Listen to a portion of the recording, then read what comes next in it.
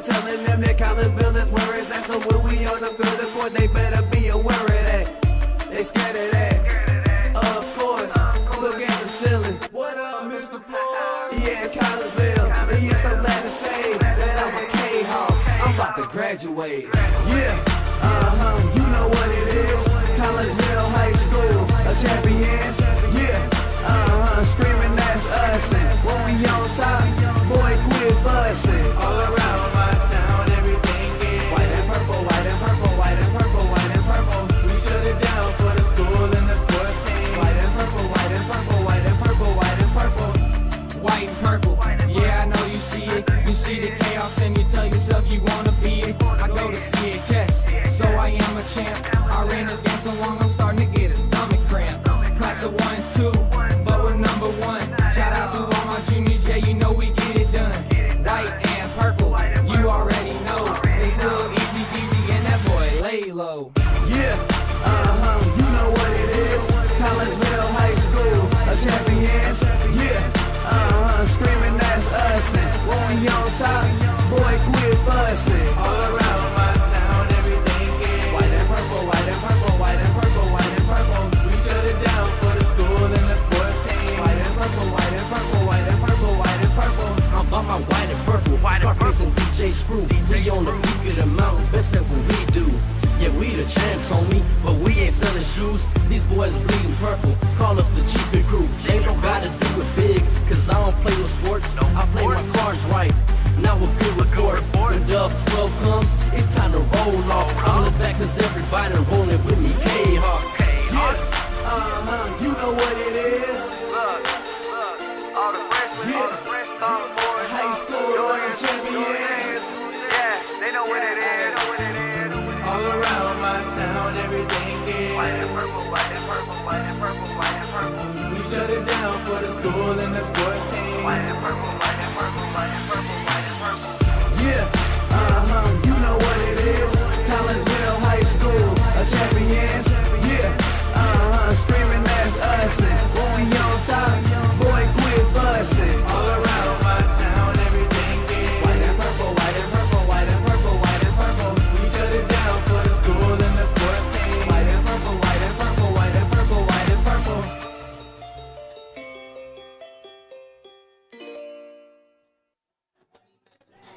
And a very good afternoon, everyone, and welcome to Fletcher Field here in beautiful Woodland Park in Collinsville, Illinois. Getting you set for a little baseball action this afternoon, Southwestern Conference style, as your Collinsville Kahawks get ready to take on the Edwardsville Tigers. And welcome into the pregame show, brought to you this afternoon by Chiropractic Works in Collinsville, owned and operated by Dr. Chris McCluskey. He and his crew are focused on helping as many people as possible live high-quality lives all through chiropractic care and wellness.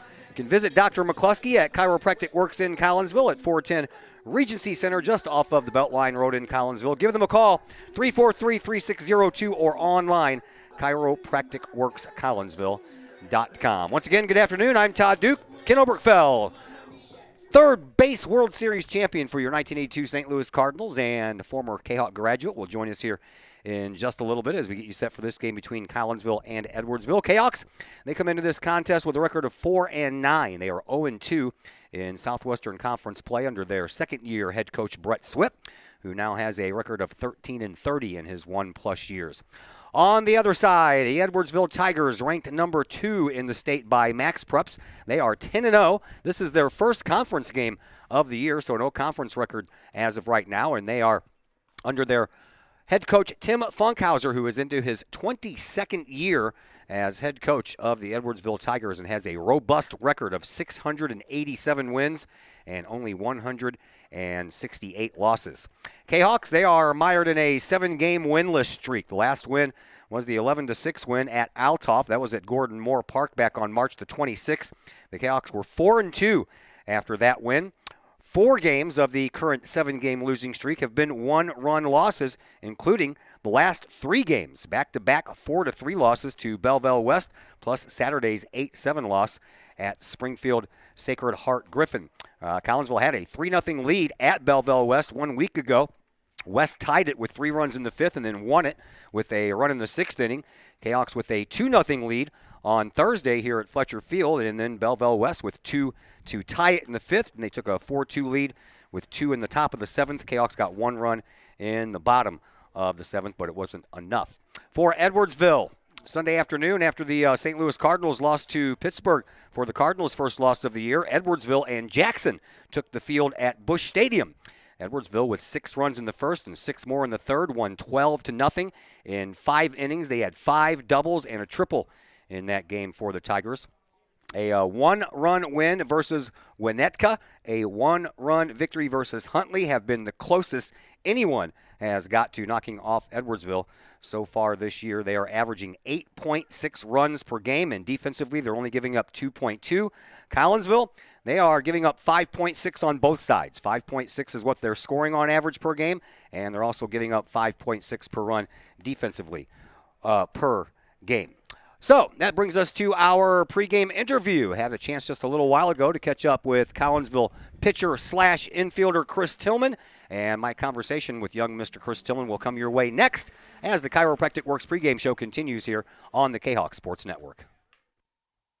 As the Director of Sports Medicine at Next Level Performance Institute, I oversee the care of all of our athletes, many high school, collegiate, and professional. Our goal is to help athletes stay on the field and maximize their performance. We have state-of-the-art diagnostic equipment where we can actually perform testing to get to the root cause of problems that could be getting in the way of athletic performance. When it comes to taking care of athletes, we take a full-body approach, whether it's musculoskeletal ailments, nutritional issues, organic issues such as headaches, sinuses, digestive issues.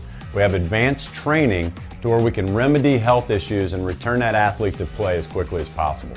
If you or your athlete are dealing with any kind of nagging sports injury and would like to see if we can possibly help, feel free to give us a call or come by the office anytime.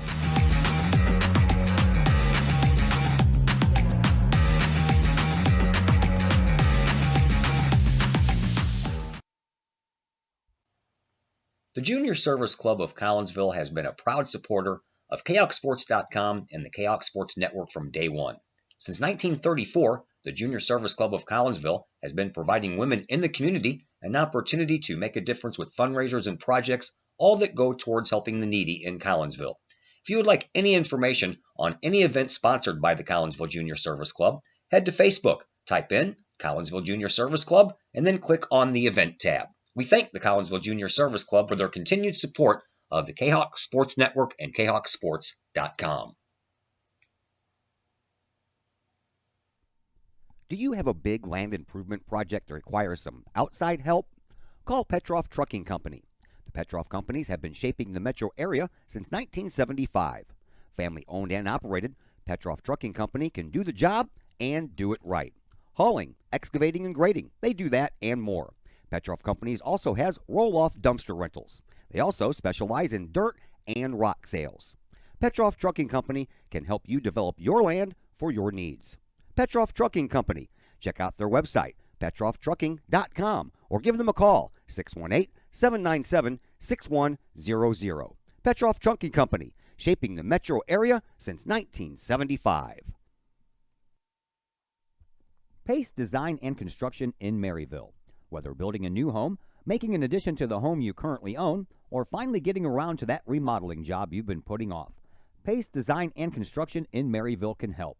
Pace Design and Construction is a building and remodeling contractor you can trust. They provide the highest quality, they are dedicated to their customers, and are committed to completing your project on time and within budget.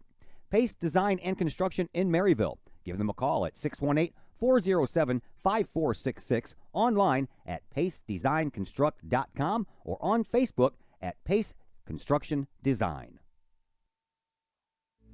Hi, Purple and White fans. This is Dan Mode, class of 1989. I'm with New American Funding. Myself and New American Funding are proud sponsors of Kahok Athletics. As we have great coaches at CHS on all the courts, fields, and tracks, we like to coach you through the home buying process and refinance process. If there's ever anything we can do, I can be reached at 618-973-5343 or www.danmodeloans.com. Let's support our student athletes at CHS. They deserve the best. Thank you for your time, and go Kahawks.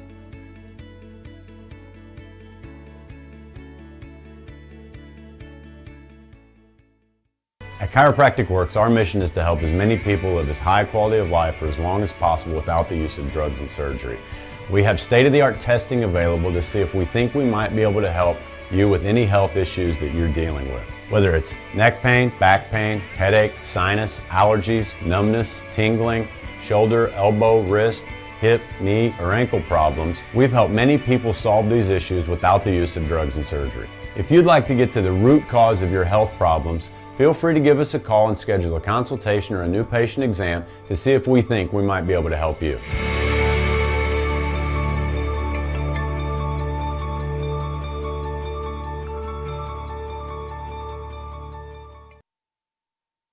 You back into the Chiropractic Works pregame show here on the Kahok Sports Network. We are at Fletcher Field. We have some baseball for you today as we get you set for this game between Collinsville and Edwardsville. And joining us now on the pregame show is one and only number 6 senior Chris Tillman, pitcher and infielder. All right there, young man. I'm going to ask you questions about your family, although I know a little bit about your family because I covered your sister in bowling. Your dad's up there with us in the booth during the games playing the music. So fill in the rest of the blanks that I don't know about your family. I don't know anything about your mom or any other siblings you have, so your turn. Well, only got one sibling. That's my sister. She bowled at Collinsville for 4 years. She's at Drury University on a collegiate bowling team right now. My dad's always in the press box. Mom is she's secretary of the booster club, so we're really involved family with baseball and everything. I should also mention even my sister was involved last year with a lot of the scorekeeping going on. So I'd say family-wise, we're just 100% baseball this time of year. How much did you and your sister, I know different sports, how much did you and your sister push each other when it comes to that old sibling rivalry? We push each other quite a bit. We always get the fun, oh, you suck, no, you suck kind of arguments going on. Other than that, we just push each other to get better in a really healthy way. More or less, she pushes me to play better on the field, stay healthy, get stronger, get faster, and I push her to throw the ball down the lane better, hit more strikes. I would be safe to assume that she's the better bowler than you are? Oh, by far. By far, best bowler in the family. I'll give her that one for once. All right, where did this athletic ability come from? Mom, dad? Mom, for sure. My physical build mostly came from dad. Athleticism came from my mom. All right, let's talk about this year. You're coming back from an arm injury. You've only had a few at-bats, about 20 at-bats, few hits, RBI. Pitching, you had 2 starts. Let's go back to that season-opening win at GCS Stadium against Quincy. Man, you were dealing that game. Yeah, I felt really good that game, especially for not being 100%, being so early in the season, being a little cold. Weather wasn't necessarily in our favor. I felt really good that game, threw a lot of strikes, executed pitches, and my team went out there, we played a good ball game. All right, and the next turn you had on the mound, that was the 3-0 loss against Triad. Tell me the difference between the 2 starts. I'd say Triad was the better ball team out of those 2. That wasn't the deciding factor. We had a couple of things just not go our way in terms of stuff that we couldn't control. In that case, a couple of bloop hits here and there. Personally, I still think I did pretty good on the mound. Still commanded the ball well, threw a lot of strikes. Just a couple of things didn't go our way, and those couple of things can change the outcome of the game, like we see there. All right, like myself, you're a southpaw, go left-handers. Tell me, how did you injure it? Did you injure it pitching, or did you injure it in the field? It was more more progressive. That first week of tryouts, it was pretty cold and pretty raining. Let's say 40 degrees and a 20-mile-an-hour wind every day. So throwing every day there and then not having a real break since then really affected that. That also happened to be max out week in PE. So those 2 coinciding with each other really didn't help my arm health at all. But having these couple of weeks off has surely helped me get way healthier. All right, let's go way back in time. Let's talk about your freshman year. You got into 1 game. You got 1 start. And from all intents and purposes, it went pretty well. Do you remember that start? Oh, yeah, it was against Jerseyville. I played a pretty good game. I think it went 4 innings. I might have given up 1 run. I think we were tied when I came out of the game 1-1. And honestly, I didn't feel that great that start. I was a little nervous, of course, first varsity start. I only really had my fastball working for me. I couldn't get a curveball over for a strike. But I went out there, I played my game, and it worked out pretty well for me. Yeah, I'd say 5 strikeouts and 1 walk. That's not too bad. All right, sophomore year obviously got interrupted by this stupid pandemic that we're still dealing with. Junior year, you batted .348. Number 2 on the team in RBIs with 21. Number 3 on the team in hits with 24. You pitched in 8 games, 5 of them starts. You went 1-1 with a 4.20 earned run average, 43 strikeouts, and 11 walks. By all measures of everything, man, that's a pretty darn good junior year. Yeah, I'd agree. I had a really good year. I felt really comfortable. I played really comfortable on the mound. For having a new coaching staff, I felt like I was able to play my game. They didn't try to change too much, so kudos to them for that, for sure. Overall, I think I had a pretty good year that year. I mean, I was just feeling really comfortable, really solid in my game. All right, so now we're in your senior year. Let's get to know you a little bit better. I call this segment my favorite things. So I'll tell you what I'm going to ask for, and you just tell me what your favorite thing is. Favorite music? Music, genre. I listen to many different genres. But my 2 personal favorites will have to be hip hop and rock. Favorite movie? Ooh, that's a tough one for me. I don't watch that many movies, but I've always been a huge fan of Major League. Good pick. Favorite class in high school? Favorite class? I'm gonna have to go with Latin. I'm in my 4th year of Latin at CHS. Nice. Favorite cartoon character? I was always a big Scooby-Doo fan growing up, so I'm gonna have to go with either Shaggy or Scooby-Doo or the whole Mystery Gang. All right, you say you don't watch much movies. How about TV shows? You got a favorite TV show? All I watch on TV is Major League Baseball and college baseball for the most part, so I'm gonna have to go with baseball. All right, that'll work. Favorite salty snack? Ooh, salty snack. I'm a big fan of pizza-flavored goldfish. Those are pretty good. I like those too. All right, tell me about your future. You're graduating next month. What's in the plans for you? Still deciding on where I'm going to go to school. Got a couple more visits hopefully lined up in the next few weeks. I'm going to decide where I'm going to go to school. Hopefully playing baseball in college. I'm a little undecided on what I'm going to go study at the moment. I think it's between somewhere in the health science field or somewhere in the computer science field. So quite a bit of uncertainty at this point. But it'll all work out in the end for sure. All right, let's talk about this year's team. You guys got off to a good start, man. You were 4-2 after a couple of good starts by you, and since then you guys have fallen on hard times. This is not indicative of what I thought this club was going to be this year. How about you? Yeah, I don't think it shows who we are as a ball club. Recently, a couple of things haven't gone our way. We haven't caught as many breaks as we'd want to. On paper and on the field, I think our talent really outdoes a lot of the teams we've played. It's just been some of them little things in the game that we haven't executed very well that's just caused us to lose. All right, and my final question. You're facing Edwardsville today. How bad do you guys want to beat these guys? They've kind of owned you and owned the Kahawks over the last 20 years. Gosh, this is an inter-school rivalry that we've had for as many years as I can remember. This is probably one of the games that I'd want to win most out of the whole year, both as a team and them being reigning state champions for the most part, and being, I'm pretty sure, undefeated this year. This is a big game for us if we can pull out a win. Personally, I know probably over half the guys on that team, and I've played with half of them, played against even more of them. So being able to beat them, getting a little bit of bragging rights would be fun for me too. Chris Tillman, thanks for the visit, man. Good luck today. Thank you. As Chris Tillman, senior pitcher and infielder for your Collinsville Kahawks, we'll take a break here on the Chiropractic Works pregame show. And when we come back, we'll pass along the starting lineups and any more names and numbers we can pass along. All that and more coming up on the Kahawk Sports Network. At Chiropractic Works, our mission is to help as many people live as high quality of life for as long as possible without the use of drugs and surgery.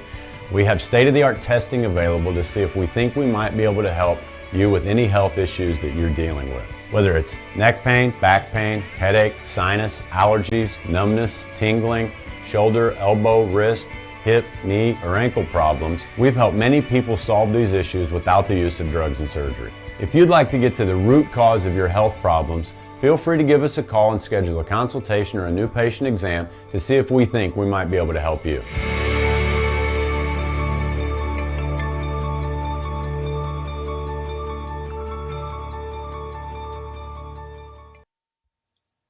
Code 3 Barbecue Supply, home of Code 3 Spices, is first responder owned by proud Kahok alums. Located at 302 East Main Street, Code 3 Barbecue Supply is your home for one-of-a-kind everything barbecue headquarters, providing the best American-made barbecue grills, smokers, rubs, sauces, accessories, and cooking expertise from professional barbecue experts. Code 3 Spices provides award-winning rubs and sauces and donates 25 cents a unit sold to first responder and military organizations to aid the fallen and assist with suicide prevention and PTSD awareness. Stop on by. See the guys at Code 3 Barbecue Supply for all of your cooking and grilling needs. Code 3 Barbecue Supply, home of the Memphis in May first place world champion Patriot sauce. Learn more about their products and mission in giving back to those who serve at code3spices.com.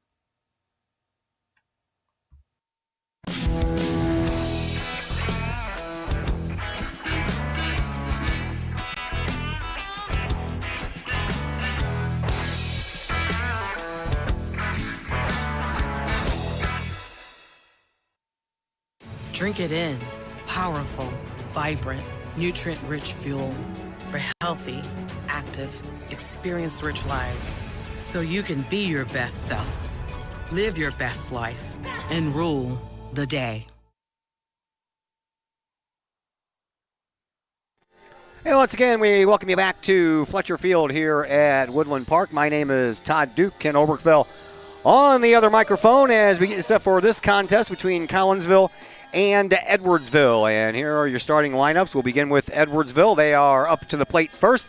And you will see first Cole Funkhauser, the coach's son. He'll bat first and play second base. Grant Hebner will bat second and catch for the Tigers. Spencer Stearns bats third and plays third. Caleb Copeland is the cleanup hitter for Edwardsville. He'll hold down duties in right field. Riley Ifrig is batting in the number 5 spot and holding down duties at first base. Adam Powell is the designated hitter, batting in the 6th spot. He'll be batting for Edwardsville's pitcher Gannon Burns. Batting in the 7th spot is Cade Hardy. He'll play center field, playing left field, and batting 8th is Jacoby Roberson. And batting 9th and playing shortstop for Edwardsville is Caden Jennings. So let's say hello to Mr. Ken Oberkfell, third base World Series champion for your 1982 St. Louis Cardinals. 1974 graduate of Collinsville High School, played his ball right here on this very field. How you doing, sir? I'm doing good, Todd. How you doing? Not too bad, man. How was opening day on Thursday for you? It was a lot of fun. You got to see a lot of players I hadn't seen in a while. So I talked with Suter for a while. Ted Sizemore, an old-time player, and it was just catching up with people. And every once in a while we would have a little toast. Yeah, and you got to see a nice win. It wasn't a very nice day, but it was a nice win. Funny thing about that was I don't think I saw much of the game because you start talking with people. Yeah. Well, I bet. All right, here is Cole Funkhauser. We'll set up the defense here in just a moment. Funkhauser, he comes in batting .429, 6 runs batted in on the year, 5 doubles, still looking for his first home run, and he can wait until next week because these two teams will meet on Thursday at Edwardsville. So I was going to say later on this week, but, they play each other in 2 days again, so let's wait till next week. How about that? All right, on the mound is Bryce Limp. We'll give you some numbers for the lefty Bryce. Here's his first pitch, and we are underway as that one stays a little high. For Bryce Limp on the year, this is his 6th game, his 2nd start. He is 0-2 with a 3.50 earned run average, 11 strikeouts to go along with 4 walks. And there's a strike on the outside corner, and it's 1-1 against Cole Funkhauser. He stands in from the right side. Edwardsville, they are the visiting team, of course, here in their white uniform trousers, black jerseys.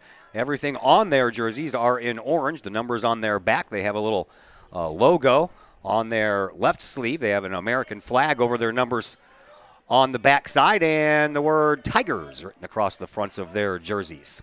2-1 the count to Funkhauser, and Limp is ready with the next pitch, and a swing and a high fly ball down the first base side, and that'll get out of play. For Collinsville, they're the home team, so they're dressed in all white. Purple socks, purple stripes, purple numbers. They have the word Kahawks written across the fronts of their jerseys. Wearing their white caps with the purple bills and the Kahawk logo on it. Here's the next pitch to Funkhauser, and he's ahead in the count now, 3-2. Got to cut down on the walks, cut down on the errors. That's the key to success here in this game of baseball. Boy, that is true. So Limp doesn't want to lose Funkhauser, and here is the payoff pitch. It's low, and that's exactly what he did, and we have our first base runner. Leadoff walks, don't mix. No. Collinsville has had some problems with some walks and some errors as of late. They did not have that problem during the first 6 or 7 games of the season, but They have run into a little bit of a funk here. Here is Grant Hebner. He is the catcher, and Hebner batting a robust .600 this year, but he's only had 5 plate appearances, and he is 3 for 5 with 1 home run and 1 RBI. So he's made the best of those 5 plate appearances. Absolutely he has. Funkhauser leads from first. Limp from the stretch pitches, and that one is right down the middle for a called strike 1. Defensively for Collinsville, Chris Alcorn is in left field. Colby Anderson in center. Jackson Perrell is in right field. Isaac Lemansky is at third base. Darren Pinnell at short. Caden Pruitt is at second. Chris Tillman coming back from an injury. And our pregame guest over at first as he collects a throw from Limp. And Funkhauser is back in there. Limp on the mound, and behind the plate is Cy Turner. So 0-1 the count to Hebner with Spencer Stearns waiting on deck. Edwardsville 10-0 coming into this game. A partial swing, and the umpire says, yes, you did go around. 0-2 to Hebner.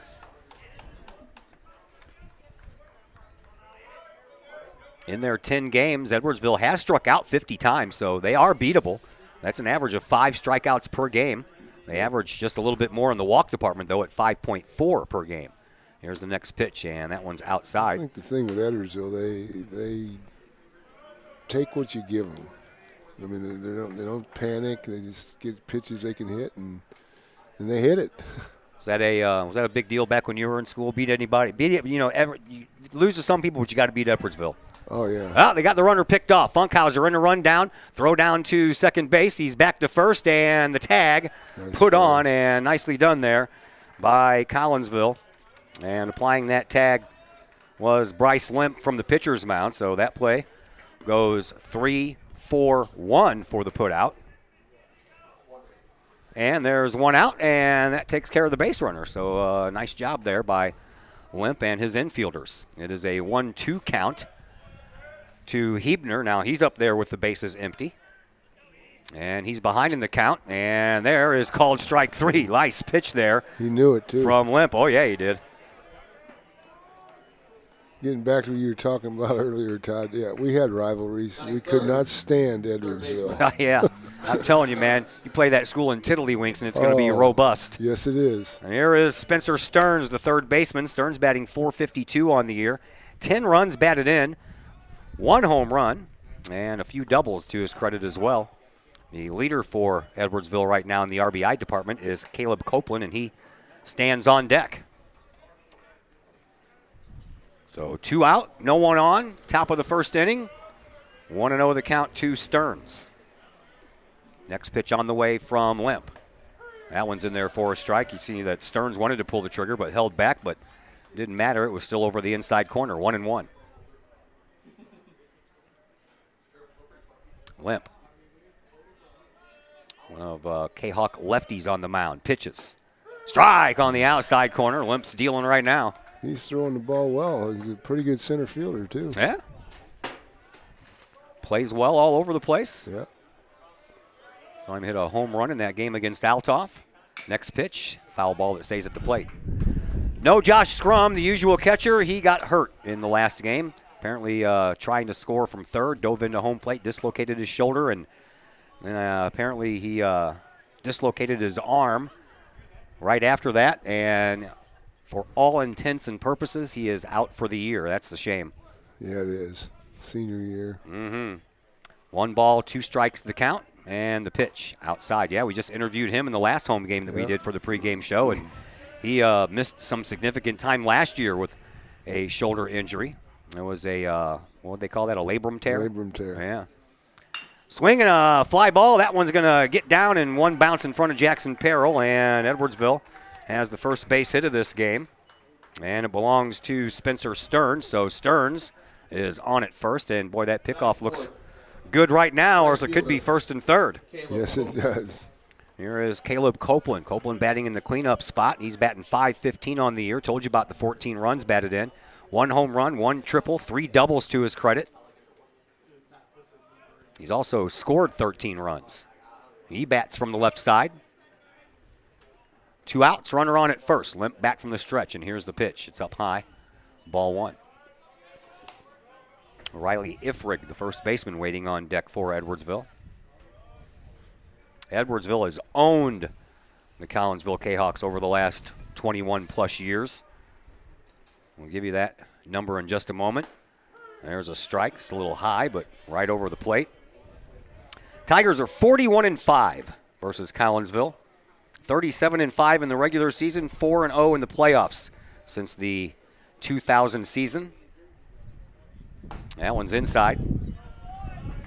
Edwardsville took both the home and away contests last year and drubbed Collinsville 12-0 in last year's regional semifinal game. Outscored the Kahawks 32-3 in the 3 losses they gave Collinsville last year. That's a butt whipping. That is definitely. There's a pitch on the outside corner, and that evens things at 2-2. Kahawks have not beaten Edwardsville twice in the same year since before the 1999 season, the last win for Collinsville. Not that long ago, 2018. Collinsville won 5-4 at Edwardsville, but those are far and few between.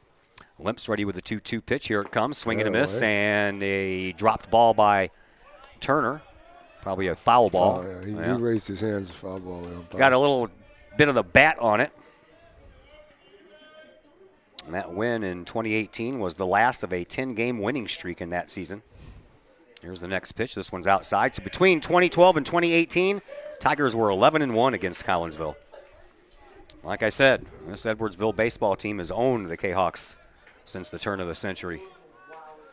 Full count, runner at first, 2 outs. Limp is ready. Here's the pitch. Swinging a bouncing ball down the first base line. That'll go right into the glove of Chris Tillman, and he'll step on first base, and it'll be a 3 unassisted put out for the final out of the inning. So 1 hit and a runner left on base. We will head to the home half of the first inning. Collinsville will come to the plate for the first time here, and we'll be back to tell you all about it in just a moment here on the Kahok Sports Network. Just because you can cut your own hair doesn't mean you should. The Shop, a great place in Collinsville for men and boys haircuts, is where you should take your hair. The Shop is owned and operated by Collinsville High School graduates Danny Kress and Jody Neiman, and is located at 103 South Seminary Street in Uptown Collinsville. The Shop isn't just another place to get a haircut, as Danny and Jody take great joy in getting to know their clients and look forward to turning those clients into friends. When you sit in a stylish chair at the Shop, Jody and Danny pride themselves on getting to know you well enough to say, the usual? So, men and boys, if you're tired of the same old cookie-cutter approach to haircuts, check out Danny and Jody at the Shop. You may just walk out with not only a fantastic cut, but you may also walk out with a friend or two. The Shop in Collinsville, 618-772-7175. No appointment necessary. The Shop, 103 South Seminary in Uptown Collinsville. Back here at Fletcher Field, Todd Duke, Ken Oberkfell with you. Glad that you're with us here on a nice, comfortable, and warm Tuesday as we get ready for some thunderstorms to come through, rolling through the area. Tomorrow, unfortunately, after those storms leave, it's gonna get cold again. Man, shocker. I know, huh? Supposed to be up to 77 today and 70 tomorrow, and then the bottom drops out, and it's going to be a little bit of a chilly Easter weekend. All right, Collinsville coming up to the plate for the first time. You will see Colby Anderson leading off. He's playing center field. Left fielder Chris Alcorn bats second. Jackson Perrell bats third and plays right field, so all of your outfielders batting in the first 3 spots. Isaac Lemansky batting cleanup today. He plays third base. Chris Tillman at first base. And batting fifth, C.J. Schaff is the designated hitter today. He bats in the 6th spot. He'll be batting for the catcher, Cy Turner. Caden Pruitt bats 7th and plays 2nd. Darren Pinnell bats 8th and plays shortstop. And the pitcher, Bryce Limp, is batting 9th. There is Colby Anderson stepping up to the plate. Anderson on the year batting .310. 5 runs batted in, and he will be facing Gannon Burns. Burns in his 4th start. So he has started 3 games, and he is 3-0 in those 3 games, and he gets a comebacker right to him. He'll jog about halfway to first base and underhand it, and there is 1 pitch and 1 out to Colby Anderson. Pitchers just hate to throw it to first. I know, don't they? Run it over there. Trying to save that arm. Yeah, okay. we'll go with that. Yeah. Here is Chris Alcorn. Alcorn, he comes in batting .286 with a couple of runs batted in. He stands in from the left side. We'll give you some numbers on Burns here after this first pitch.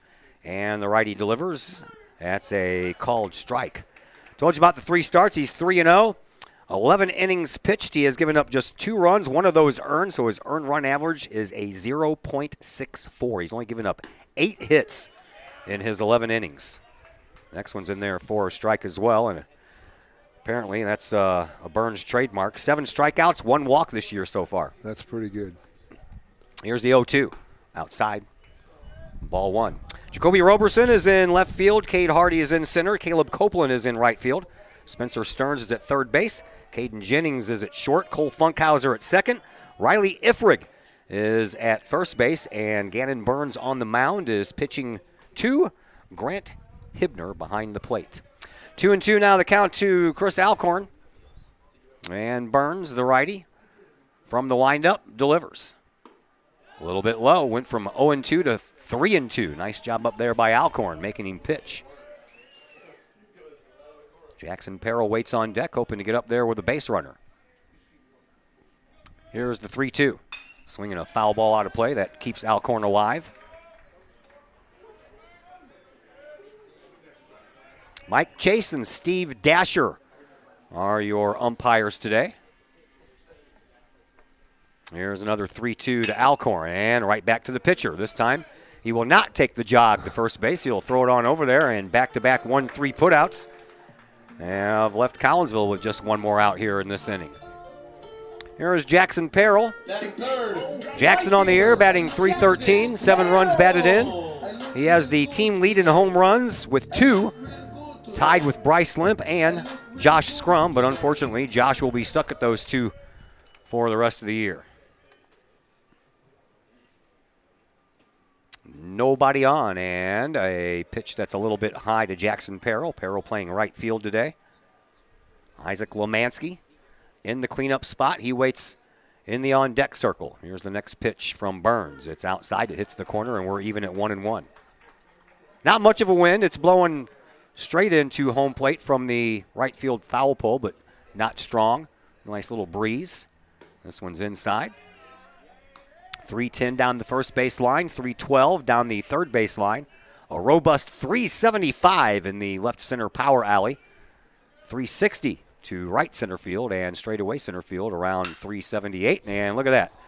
Burns is going to take care of all 3 outs maybe, and he does just that. Each and every out in this inning went 1-3. I'm going to say you might want to stop hitting it to the pitcher, and we'll go from there. After 1 inning in the books, no score between Collinsville and Edwardsville, and we'll be back in just a moment. Second inning comes your way next on the Kahok Sports Network. All Pro Tees in Caseyville is your place for custom apparel and has been for over 20 years now. Why? All Pro Tees can handle any size project, big or small, and they specialize in large group orders. At All Pro Tees, quality is number 1 on their list of priorities, as is evident by their excellent customer service. Did we mention All Pro Tees has over 20 years of experience? They can even help with fundraisers and event merchandising for your group. So for all of your apparel needs, for civic groups, sports teams, business outings, or even a family reunion, your apparel needs stop at All Pro Tees. All Pro Tees in Caseyville, right across the street from Kahok Stadium. Online at allprotees.com or on Facebook at All Pro Tees. Or call All Pro Tees at 344-2200. Plumbing or electrical problems? Is your AC or heater on the fritz? There are dozens of companies out there, but do you really know who you're letting in your home? Trust Tiger. Our technicians are clean-cut, drug-free, and background checked. What other company can make this bold statement? Our 24-hour emergency service will ensure your plumbing, heating, AC, and electric are up and running no matter what time of day it is. Schedule your appointment today. Tiger Plumbing, Heating, Air Conditioning, and Electrical Services. We earn our stripes every day. Riley Ifring will lead us off here in the second inning. A little bit of a delay. Did a ball get away from somebody out there? An umpire standing there with his hands on his hips. Is someone chasing something? Yeah, Collinsville has a player out of uniform or a helper, one of the two. Oh, and all the way down. They got the gate open or something? It's got to be. Yeah. Yep, the gate down the third baseline was open, so they wanted to get that closed. All right, so here is Riley Ifrig. Ifrig on the year, batting .385 with 13 runs batted in, 1 home run. And he stands in, lefty against lefty. Bryce Limp, and there's a line drive and a one-hopper right over the glove of Caden Pruitt. out at second base. And the Edwardsville Tigers have their leadoff man on for the second straight inning, although their leadoff man in the first got picked off. Adam Powell. And here is Adam Powell, the DH on the afternoon. Powell batting .385 with just 1 run batted in.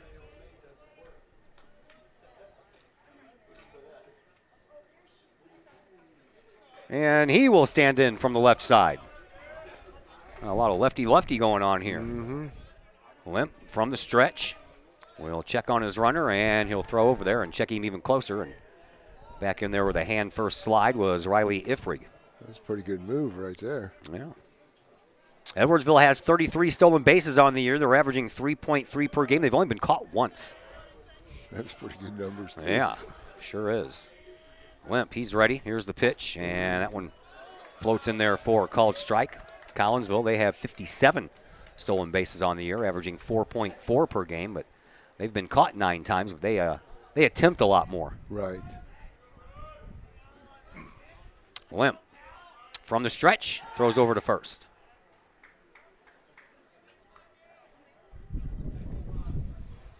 Adam Powell, the DH, batting for the pitcher. Mr. Burns, Gannon Burns. 0-1 the count to Powell. Limp pitches in the dirt. Nice stop by Turner, but it bounces away from him after it does, and that was in the dirt, so we'll call that a wild pitch. Could be a wild pitch or a pass ball. Could be both. Either one. Base runner did a nice job. He didn't hesitate. He went right away. And so a runner in scoring position for Edwardsville. Nobody out, and the pitch, a foul ball. Lady Kahok softballers, they're at O'Fallon today. Their game that we were supposed to do for you yesterday with Freeburg got rained out. That's the second time the Freeburg game has been rained out, so I don't think they're going to put it back on the schedule. I think that's the 5th game that has been rained out on the softball side of things. Wow. I'm going to be busy late in this year because I got to make up all those. Yes, you do. Here's the 1-2, and that one stays high, and it's 2-2. So at least the girls are going to get in a game today. You know, they washed out that Edwardsville contest. That was put back on the schedule for a week from this Friday. So the week after Easter, I'll have a Tuesday, Wednesday, Thursday, Friday games going on in the dirt. Nice job by Cy Turner to stop that one. Keeps the runner where it is, but the count now 3-2. And Bryce Limp in a little bit of a jam here in the second inning. Runner at second, nobody out, 3-2 the count to the designated hitter, Adam Powell. Limp looks into Turner, has his sign. From the stretch, he checks on his runner, and he brings one home. Swinging another chance for Pruitt. That one took a bad hop, but he stayed with it, did Pruitt, and throws over the first for out number 1. Runner moves over to third. But we have the first out. That's important. Center fielder, Cade We've seen some hops on this infield already this year, haven't we? That was a weird one there. He's in a nice place sticking with it. So here is Cole Hardy, the center fielder. Hardy batting .381 on the year with 4 runs batted in, and he has a runner just 90 feet away. Here's the pitch in the dirt.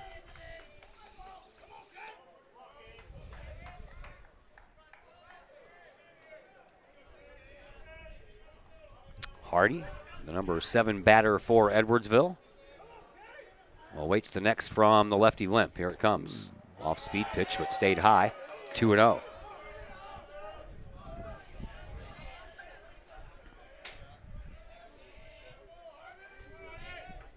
Limp stares into Turner, has his sign, and brings it home. And that's inside. That's going to get away, and that's going to score the first run of the game. Throw is too late. Made Limp do the splits. That was a nice catch. Yeah, right between the legs. So Edwardsville up 1-0. Bases are now empty.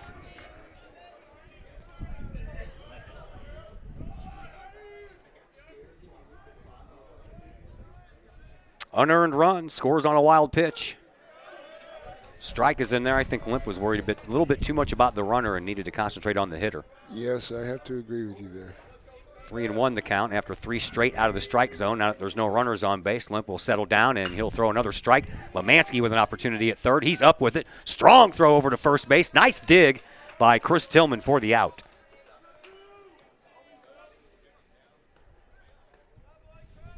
Out number 2. Left fielder. And here is Jacoby Roberson, the left fielder. Roberson on the year, batting an even .400 with 2 runs batted in. A couple of doubles. He'll stand in from the right side. And he waits the pitch from Limp, and that one's up high. Number 9 man in the order, Caden Jennings, waits on deck. Wind is supposed to pick up as this day turns into night, as those storms start pushing this way. Of course. Yeah. It's been cloudy all day. A little bit of sunshine here, just about the time school let out, about 2:30. And now nothing but clouds. Strike on the outside corner, 2-1.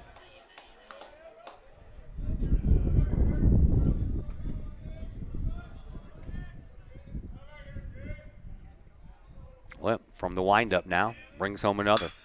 Foul ball down the third base line. That'll even things out at 2-2. 2 outs, 2-2 the count, 1-0 in favor of Edwardsville. Make no bones about it, Collinsville's going to have to score some runs. They want to win. Yes, and right now, they're going to have to score at least 2. This one's high and outside, full count. Same 2 teams at it Thursday from Edwardsville. We will be bringing you the Pink Out Lady Kahok soccer game on Thursday night. As Limp brings home a 3-2 pitch. Swing and a miss, and down on strikes goes Roberson for the 3rd out, but in the inning, 1 run did come home. It was unearned, and it came home on a wild pitch. 1 hit, no errors, and no one left on base. We head to the home half of the 2nd inning, and Collinsville already will have to play a little comeback baseball here as they trail by a score of 1-0. Are the lights on your dashboard putting on a show? Bring it to Mike's Automotive in Collinsville. Mike's Automotive is also a T3 certified tire center. They can handle all of the basics like oil changes and tune-ups, and the not-so-basics like complete engine rebuilds. Mike's Automotive also has 24-hour towing and has 3 locations: Millstadt, St. Louis, and in Collinsville. The Collinsville location is at 1150 St. Louis Road, just blocks from the high school. Or call 345-0611, online at mikesautomotive.net and Mike's Automotive on Facebook. Pack Mail of Collinsville, locally owned and operated by Ryan Combs. Pack Mail can ship anything, anywhere. They treat you like a neighbor because, well, you are a neighbor. Pack Mail offers shipping materials and containers, private mailboxes, as well as climate-controlled self-storage. Visit Pack Mail at 407 Beltline Road in Collinsville. Online, WeShipStLouis.com or call Pack Mail at 346-4884. Isaac Lemansky will lead things off here in the bottom of the 2nd for Collinsville, facing Gannon Burns. And the first pitch to Lemansky is up high. Burns made all 3 outs in that first inning. 1-3 to Anderson, Alcorn, and Peril. Here is Lemansky. Lemansky batting .281 on the year, 1 home run, 6 runs batted in. Isaac looks at 1 low. Well, we know he can cover the mound defensively, so. Oh, yeah, don't hit it there anymore. Nope. Hit it somewhere besides there. Here's the pitch to Lemansky. He swung right through it. 2-1. Takes his PFP seriously. Center fielder Cade Hardy is playing a shallow center field. You can get a hold of one and knock it over his head. Lemansky might have himself a triple. Burns ready with a 2-1. Here it is. Swinging a high fly ball. This one is heading out to right field, and Caleb Copeland is underneath it and has it for the out. Well, he didn't hit it to the pitcher. Nope. No, you do not. This will bring up Chris Tillman, our pregame guest on the interview. Now batting first baseman, Chris Tillman. Tillman, he was hurt for a while, so not a lot of numbers for him. He is batting .176. He has 1 run batted in on 3 hits and 17 at-bats. That's all he got under his belt before he was injured. He's up there swinging, though. Lefty fouls it out of play. 0-1. Cardinals got rained out yesterday. They open up a series against Kansas City tonight. Yeah, 2-gamer. Yep. Blues play tonight. 2-gamer on the I-70 series. Yep, Blues are at Boston. Rematch of the Stanley Cup Finals. Not really, it's just one game. I always hate it when people do that. Rematch of the Stanley Cup Finals. No, that was a 7-game series. This is one game. Torrey Krug back in the lineup after he was out for a while against his former team. And it's Krug's birthday today, too. Oh, perfect. Yeah. 1-1 pitch, and it's inside.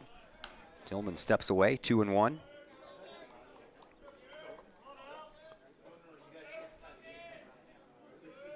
Burns ready for another to Tillman. Here it is. Down low, 3-1. Did you watch any of the Masters over the weekend? A little bit, not a lot. Yeah? Yeah. I watched until I couldn't handle watching Tiger fail anymore. Oh, man. I was pulling for him, man. I was really pulling for him. But as the days gone by, every day it got a little worse. And by the time that last day rolled around, he was not happy. He was limping, and he was just looking like he was a beat man. Yes. Full count to Chris Tillman. And Burns ready with a 3-2 pitch. Here it comes. Strike 3 called. Tillman knew it. He started heading toward the dugout as soon as that ball hit the glove. He was looking for the express and got the local. Batting 6. Second out. Designated hitter, C.J. Shaw. And that's the first strikeout on the afternoon for Mr. Burns. And there are 2 away. And up steps C.J. Schaff. C.J. leading the team in batting with a 6-11 mark. 9 runs batted in. He stands in from the left side and awaits the first from Burns. Here it comes. Strike called. Burns is up there throwing some heat. And strikes. Yep. Good command of that fastball. Yep. Floats in that changeup every once in a while to lock your knees. And the 0-1. A little low and outside to Mr. C.J. Schaff. Caden Pruitt, the second baseman, waiting on deck for Collinsville. Burns ready. Here's the 1-1. Swing and a miss. Schaff was swinging over the top of that one. Yeah, he came off that ball real bad. But make the adjustment. Here we go. 1 ball, 2 strikes to count. Pitch to Schaff. Swinging a chance for the shortstop. That's Jennings. Caden Jennings comes up firing, and another 1-2-3 inning. Collinsville goes down in order for the second inning in a row, and that will bring us to the top of the third inning. And right now, the Edwardsville Tigers have themselves a slim 1-0 lead, and we'll be back to tell you about the start of the third after a timeout here on the Kahok Sports Network. The Collinsville Education Association is a proud supporter of KahokSports.com and the Kahok Sports Network. The CEA is your partner as they work to ensure quality education for our children. The CEA advocates excellence and equity in public education and represent over 400 educators in 11 schools in both Madison and St. Clair counties. For more information, you can visit the Collinsville Education Association's Facebook page or the CEA's website at collinsvillecea.org. Collinsville High School alumni Stacy Lauenstein, CHS class of 91, Lisa Bassetto, Sarah Sulke, and Tracy Limp, CHS class of 94, Tony Geisen, CHS class of 96, and Kevin Robinson, CHS class of 99, want to wish all of our Kahawks a great year. We look forward to cheering you on and supporting you. Work hard on the court and the field, as well as in the classroom. Remember, once a Kahawk, always a Kahawk. Hashtag Kahawk Family. Once again, welcome back to Fletcher Field here at Woodland Park in Collinsville. I'm Todd Duke. St. Louis Cardinals world champion third baseman. 1982 is when that World Series was won. They're celebrating their 40th anniversary of that World Series this year. Ken Oberkfell on the other microphone. 40 years. 40 wow. years. It's a long time. Yeah, same year that I was in Korea. So I look back on that too. I'm like, man, it was 40 years ago I was in Korea. Wow. Here's a bunt attempt down the third base side. Lemansky barehanded, comes up throwing and gets him out. As that was a nice play. Caden Jennings. Yeah, the runner slipped yeah. down the line. Batted, still a nice play. Batting .208 on the year. Had 8 runs batted in. He was kind of stuck at 5 hits on the year, so he was trying to find a way to get on any way he could. And a bunt 5-3 out. It was a good bunt and a good play. Lemansky came in. The only thing he could do was barehand it. He wouldn't be able to have enough time to transfer it from glove to hand. And I don't think he saw the runner slip either, because he just went about the play. Yeah. Just didn't. There is Cole Funkhauser, who received a walk his first time up, but then was picked off on a 1-3-4-1 pickoff.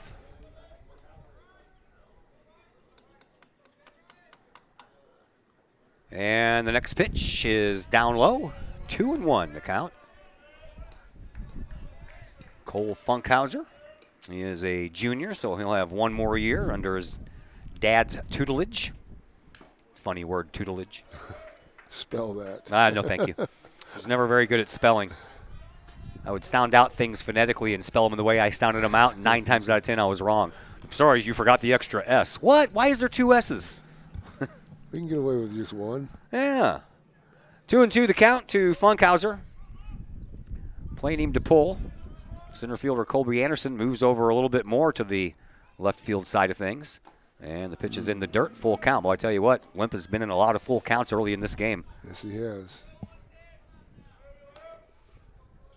And then I always keep forgetting there's a pitch count, too, so.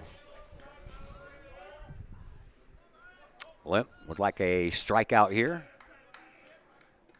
If Funkhauser would oblige. Nope. He'll foul one down the third base side. Well, I'm glad there are no sports on the calendar for tomorrow, because I had a feeling that all of them would get rained out anyway. Yeah. So it's going to rain. Got the grandkids coming to town Thursday afternoon. I got a soccer game Thursday, and there's a shot down the third baseline foul.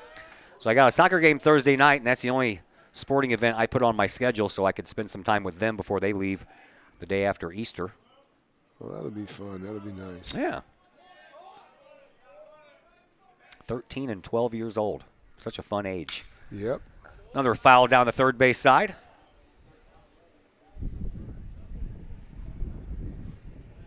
Funkhauser's battling up there. Yes, he is. It's the JV team and the freshman team both playing today against their Edwardsville counterparts.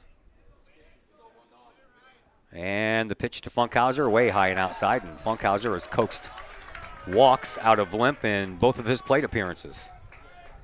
And Limp's only walks of the afternoon so far have been to Funkhauser. Catcher, Grant Hebner. 2 walks, 2 strikeouts for Limp so far. And here is Grant Hebner.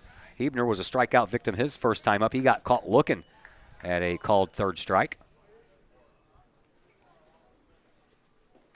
Bet the first base coach is telling Funkhauser to stay closer to the bag this time. Yeah, I'm trying to figure out why the catcher went out there. Unless they're changing signs. They shouldn't be changing signs.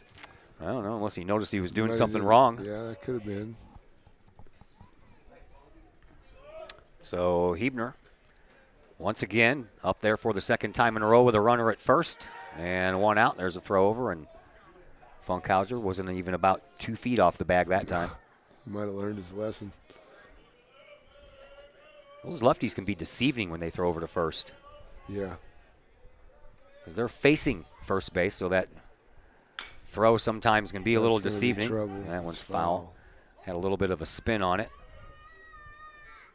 That ball already looks dirty. It is. Yeah. That red clay they got down here on the infield, man, it takes a couple of smashes into that clay, and it turns brownish reddish. Yep. Spencer Stearns waits on deck. Cole Funkhauser is on at first.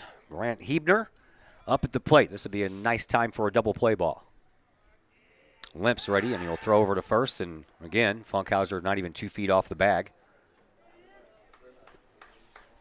He's going to steal here. He almost has to go this first move. Limp's ready with another. And here it comes. And it's low. Ball 1, 1-1 the count. Now Funkhauser's not going anywhere. No. He takes about 2 steps off the bag, and he doesn't move even when the pitcher is getting ready to fire home. He's like, you ain't getting me again. Look at that ball, how dirty it is. Yeah, let's throw that one out of play. Look at that. It had a big old brown spot on it. Yeah, get the athletic department, buy some more baseballs. Yeah. Here we go. Yeah, head on over to Walmart. 1 ball, 1 strike to count, 1 out, runner on at first base. 1-0 in favor of Edwardsville, top of the third inning. Here's the pitch. Swinging another foul down the third base side. Funkhauser sent a couple screaming down the third base line. Did they wash it off? They brought that ball back in, and Turner had to wipe off some more dirt on his leg. We've had a lot of rain here, so. Yeah, I'm sure that outfield's a little soft. Yeah, the clay is very soft, and it'll stick to that baseball like glue. 1 ball, 2 strikes to count to Hebner. Limp from the stretch. Checks on Funkhauser and throws over.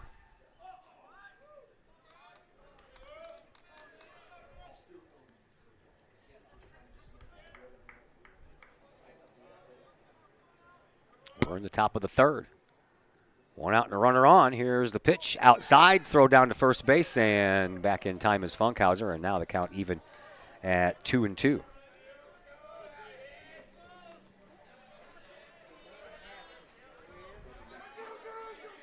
Limp readies himself for another. And the pitch. Swing, and that one is fair down the third base line. Lemansky with a long throw. Nice. And Tillman had to stand on his tiptoes to catch that one, but he did. And Hibner becomes the second out of the inning. Moving down to second base is Funkhauser. Spencer Stearns. And now Spencer Stearns will come to the plate with an RBI opportunity with 2 outs. Stearns got the first hit in the first inning, but was left stranded. So now a runner at second and 2 outs, and here's the pitch. Stearns looks at 1 high. So we got the Kahawks versus Edwardsville here over at Kahok Stadium. The Lady Kahawk soccer team getting ready to take on the Lady Tigers at 6:30 tonight. Already told you about softball being at O'Fallon. They're already underway. And the boys volleyball team at home tonight in a Southwestern Conference battle with Belleville West. So all of the spring sports teams in action. Nice pitch there by Limp. Well, that'd keep you busy, Todd, if you're doing all those games. Well, I'm telling you. I'm sure that the baseball, softball, and soccer fans are like, man, he's not doing as many games this year. Well, that's because I got boys volleyball to throw in there as well. Yep. Swing and a miss, and in a 1-2 hole is Spencer Stearns. And Limp would love his third strikeout right here.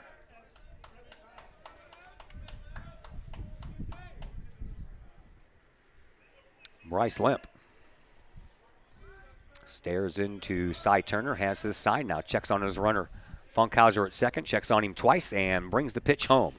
Swinging a high fly ball, Kobe Anderson in center field will trot in, and he'll make it for out number 3. And the inning comes to a close with no further damage done. 1 runner left on, but he was there because of a walk, so no hits, no runs, and no errors in the inning. And we will head to the bottom half of the third inning. Kahawks are looking for their first hit, and we hope that happens in the bottom of the third, and that comes your way next on the Kahawk Sports Network. Brady Pest and Termite Management in Caseyville. Brady Pest and Termite Management is your local pest control source. The Midwest offers its fair share of pest problems, and Brady Pest and Termite Management is up to the challenge. Whether it's pesky rodents in the cold winter months or ants, spiders, and other pests in the warm months, Brady Pest and Termite is your solution. And termites? Brady Pest is tops in the Metro East in termite management. Do you have unwanted pests? Then call the best. Brady Pest and Termite Management in Caseyville. Call 343-1790 or on Facebook at Brady Pest and Termite. In times of financial uncertainty, how can you stay on track? Call on someone who's invested in your success. In Collinsville, that person is Jason Regg, your Collinsville Edward Jones financial advisor. Jason Regg will work to build a complete picture of your financial life, including your unique goals and passions. Jason Regg of your Collinsville Edward Jones office plays a big part in the community and the Collinsville Unit 10 School District with his Kahawk Educator of the Month award. To take care of the things along the path of you and your family's financial journey, call Jason Regg at the Collinsville Edward Jones office at 618-344-0252. Edward Jones, member SIPC. The second base. Bottom of the third. And the 7, 8, and 9 hitters to face Gannon Burns here in this bottom of the third inning. Matt Clark over there doing the PA announcing here at the ballpark today. Senior Kahok basketball player, sounding pretty good over there. First pitch swinging right past the third baseman, into the glove of Jennings at short, and in time for the throw. What a nice play by Jennings, sticking with it. That's kind of tough when that third baseman dives in front of you and kind of distorts your view of the ball coming at you. That's what Ozzy used to tell me, get out of the way. Get out of the way. Don't dive in front of me. Caden Pruitt out on one pitch. So one out, and here is Darren Pinnell. That happened so fast, I didn't get to give you the numbers on Caden Pruitt on the year, so we'll save that for his next at-bat. Here is Pinnell. Pinnell batting .250 on the year, 4 runs batted in, looking for his first long ball of the year, and that one is out of play. Off to the left-hand side. I like this kid. He's a pretty good player. Plays the game the right way. Bryce Limp waits in the on-deck circle. Kahok's looking for their first base runner. And they'll have to wait a little longer as Pinnell is out on strikes. I jinxed him. Yeah, you did. I wasn't going to say it. The pitcher. 2 strikeouts in the game now for Gannon Burns, and here is Bryce Limp. Limp on the year batting .333, 5 runs batted in, 2 home runs, a couple of doubles. He stands in from the left side. And Gannon Burns, a high fly ball. That will send back Cade Hardy in center field, but he is there for the catch, and that is a very quick 1-2-3 inning by Mr. Burns and the Edwardsville Tigers. So we will quickly move along here and go to the top of the 4th inning. Tigers still up by a score of 1-0, and we'll be back to tell you all about the 4th inning in just a moment here on the Kahok Sports Network. Just because we're adults doesn't mean we don't have toys, am I right? If your adult toys consist of boats, campers, or RVs, then you need to call the GASA storage team of professionals. Winter weather in the Midwest can be quite harsh, and finding a place to properly store those expensive toys for winter can be just as rough as a Midwest winter. That's where the GASA storage team comes in, with outdoor self-storage and covered storage for your toys. They even have tractor-trailer parking. Conveniently located at Horseshoe Lake Road and 111 in Pontoon Beach. GASA Storage, for the safe storage of all of your toys. Contact the GASA Storage team, gasastorage@gmail.com, or call today, GASA Storage Team, 618-797-6100.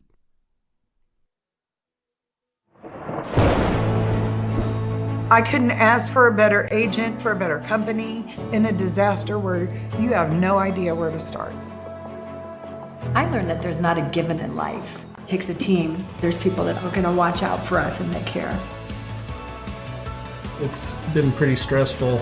Once we saw Lori and got our plan, it's like a huge weight lifted.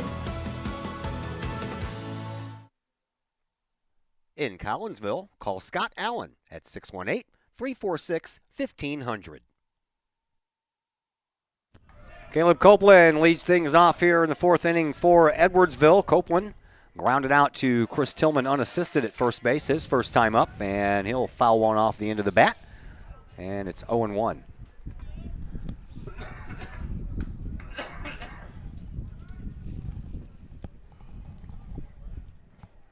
One to nothing in favor of Edwardsville. Here's the pitch. Fouled back to the screen.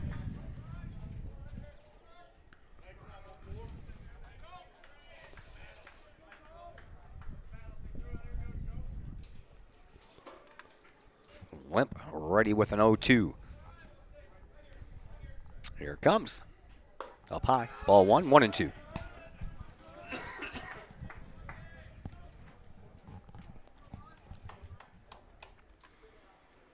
Bryce Limp. Ready with another pitch. Here comes the 1-2, and that's fouled. And that like it hit the umpire in the shoe. I'm not sure where it hit him. Saw his pant leg move. It hit him somewhere.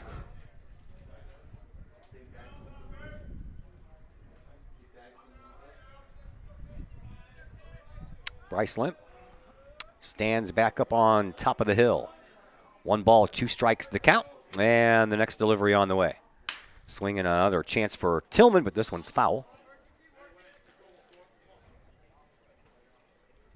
Caleb Copeland, the right fielder. A junior for Edwardsville. Where's the number 14 on his uniform jersey?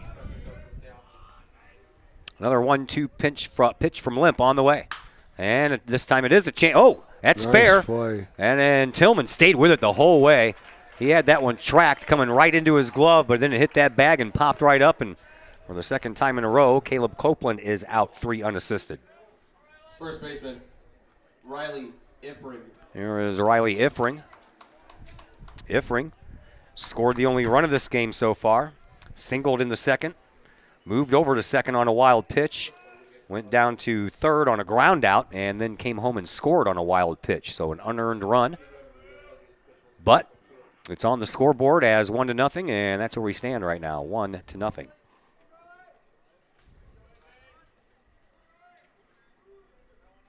Limp, he's ready. Outside corner. Strike one.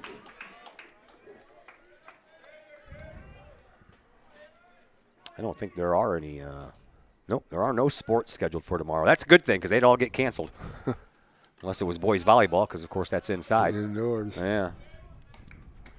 But the boys volleyball team, they're playing tonight and then again on Thursday. How are they doing?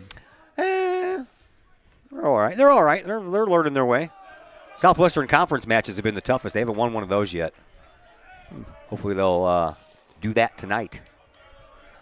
2-1 the count to Riley Ifrig. Limp ready with the 2-1. Here it comes. That was close. Wow. Yeah. I was expecting to see that arm go up. He's been pretty consistent back there, but he might have missed that one. I think so. 3-1 the count. Limp ready with the pitch. Here it comes. Bounces in the dirt, and Limp has issued his third walk. He has walked one in every inning so far. Designated hitter, Adam Powell. Matt Clark says it's the designated hitter, Adam Powell. The DH grounded out to Caden Pruitt his first time up. And he's out there with a runner on at first base. 1 out. How about a double play ball? Pitch in the dirt. Nice job by Turner to stop that one. Yes, it was. Cy Turner.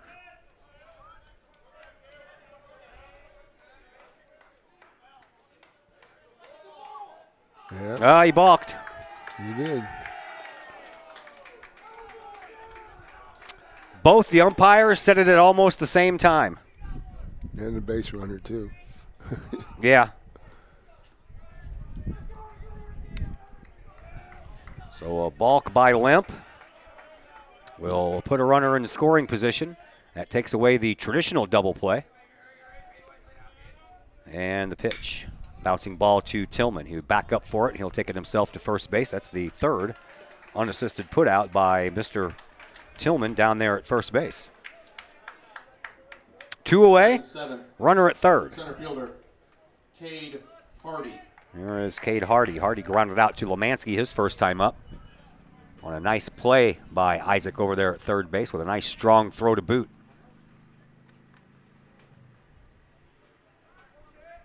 So 2 outs, runner 90 feet away. We'd like to keep him right there. Keep him there until next inning. Limp from the stretch.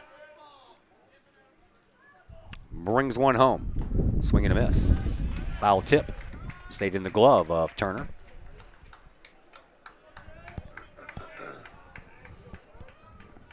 So where your catcher's got to catch everything. Block everything or catch it. The 0-1 pitch from Limp. Ooh. Good off-speed pitch. Just missed the outside corner. 1-1.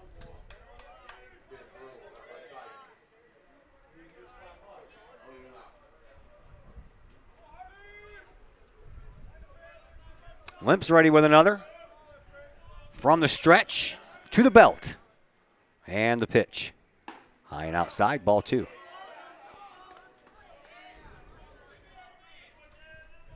Got a little puddle of water in front of the Tigers dugout over there. Sure do. Had a lot of rain yesterday. Yes. It was just steady all day long. It came down. 2-1 pitch from Limp on the way, and a square around to bunt down the third baseline. Lemansky has to bare hand again, and he'll throw. This time it's going to be a little bit too late, as Hardy did that the first time. This time it'll net him an RBI. Jacoby Roberson.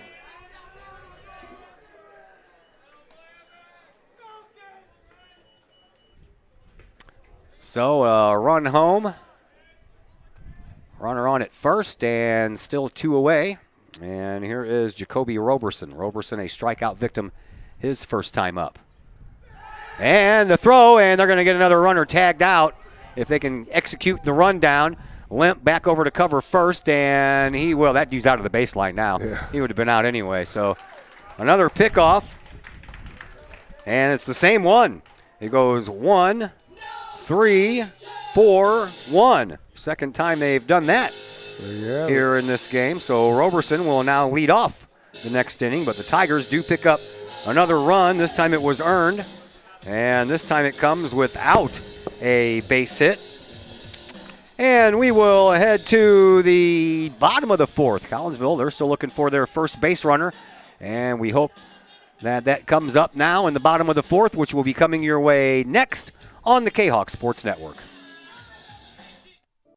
The Collinsville Daily News, the new online source for everything newsworthy in and around Collinsville.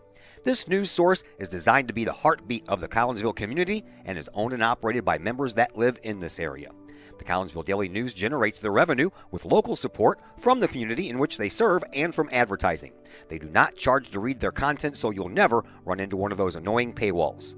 Not only that, but the Collinsville Daily News offers free classified advertising. You have items you want to buy, sell, or trade? It's free to post. Wedding or engagements announcements, as well as obituaries, all free at CollinsvilleDailyNews.com. Plus, they have the content that matters most. Collinsville news you need to know, coverage of Kahok sports, and a keen eye on city news. The Collinsville Daily News also has an event tab that allows you to find out what is going on in and around the region for you and your family, the heartbeat of the community. Helping readers make sense of an increasingly chaotic world. Check them out at CollinsvilleDailyNews.com, on social media sites Facebook and Instagram. The heartbeat of this community is the Collinsville Daily News. Collinsville out 1, 2, 3 in each of the first 3 innings. So here at the fourth, guess what? We're back to the top of the order. There's a smash ball, but that's going to go right to Cole Hardy from one center fielder to the other. And Colby Anderson tattooed that ball, but right at Cade Hardy in center field. 1 pitch, 1 out. You hit that ball nicely. Yes, he did. Good swing. There's Chris Alcorn, who grounded out to the pitcher his first time up, as did everybody in the first inning. Looks like we're going to have some action in the bullpen here for Collinsville. Has this guy got a perfect game going? So far. Okay. Ryan Kramer is warming up in the bullpen for Collinsville. And the umpire talking things over with Coach Swip. I don't know what about. Bringing out the backstop there in the middle of a game or something. I have no idea. No idea what that conversation could be about. And Swip's putting up his arms like, I don't know, what do you want me to do? I got a pitcher to warm up. Couldn't even begin to speculate as to what that conversation was about. It had to do something with that screen. Well, they're trying to keep the ball from getting away and coming into the field of play. And hitting one of those kids, the players. Yeah. All right, here's Alcorn with 1 out, nobody on.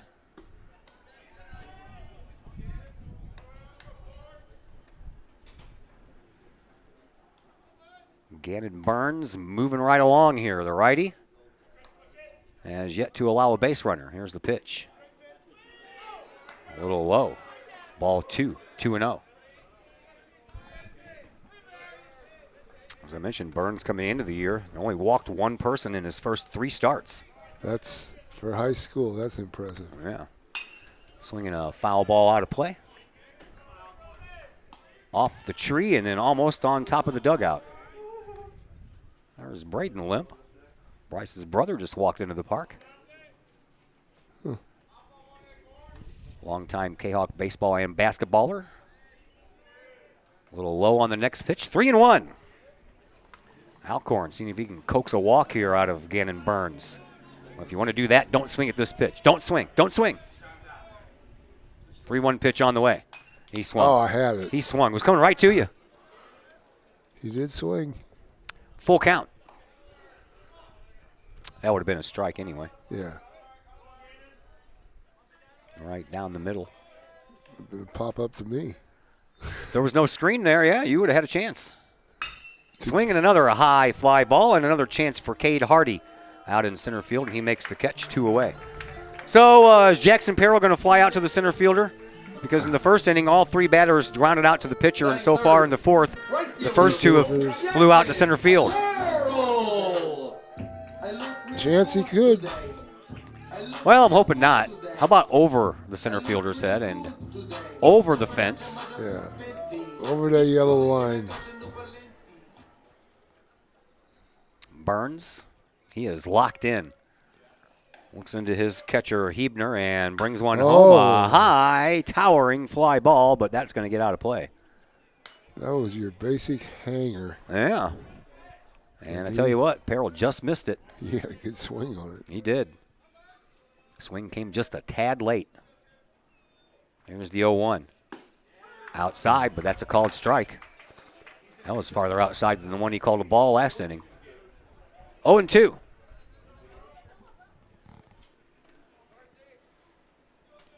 Next delivery. He offered. Down on strikes is Perrell, and another 1-2-3 inning pitched by Gannon Burns. And Collinsville will have to go back and play some defense as we head to the top of the 5th inning. Tigers have scored 1 in the 2nd and 1 in the 4th, and that's where we stand right now. The Tigers have a 2-0 lead.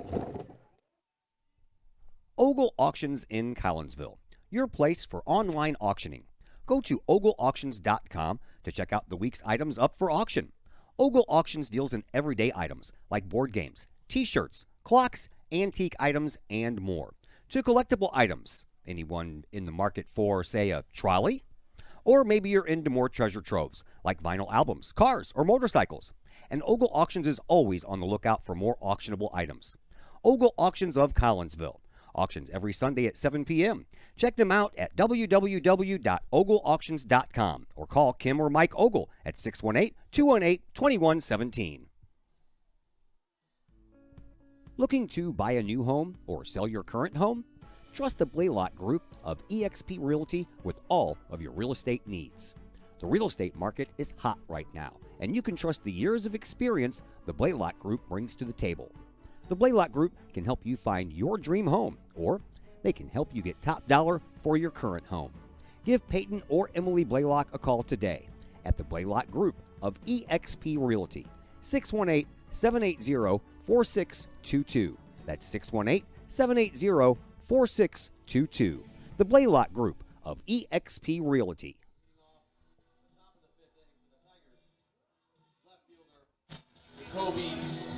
Bryce Limp back out on the mound for inning number 5 of work for him, and he'll face the 8, 9, and 1 men in the order for Edwardsville, starting with Jacoby Roberson, a strikeout victim his first time up.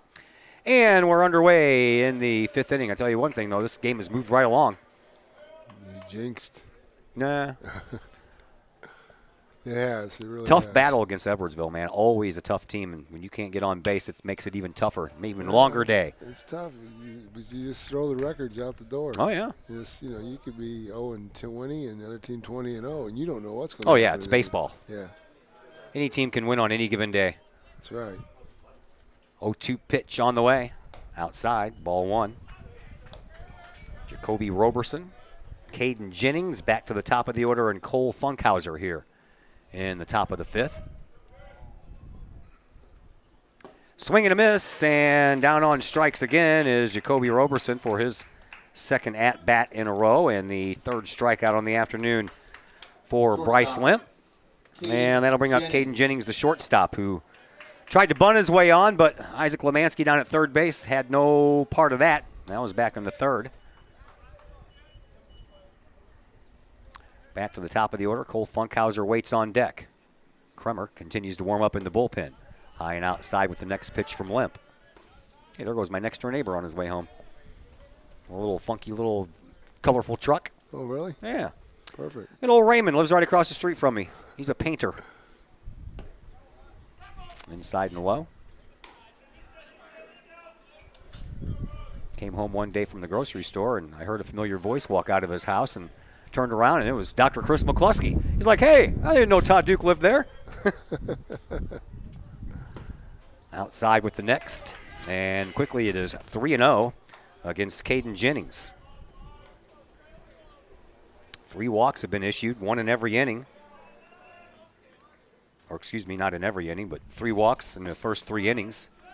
First 4 innings, excuse me. And now a strike. One of those walks have come home to score. That was the second run. And a 3-1 pitch on the way outside, and there's another walk. So now it's 4 walks and 3 strikeouts for Limp. And a runner on base. Second baseman. As Edwardsville has had a runner on base in every inning. Back to the top of the order, and Cole Funkhauser. Funkhauser has walked both times up.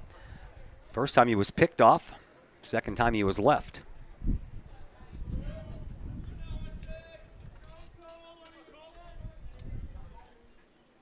Limp from the stretch again. Here's the pitch. High. Snap throw down to first base, but back in time is the base runner Jennings. We need the traditional double play, 6-4-3, DP lane.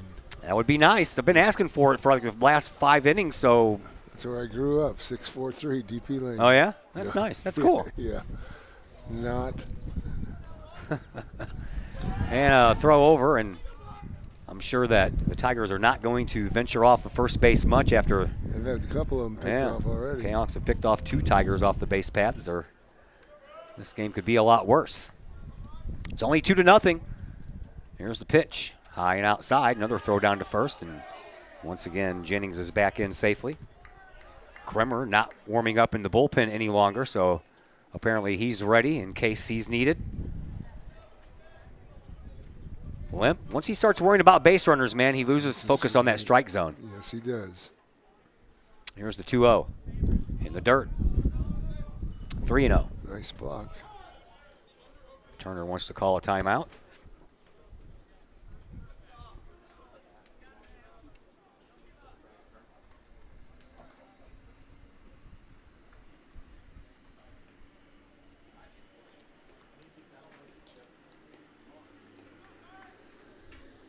Quick discussion.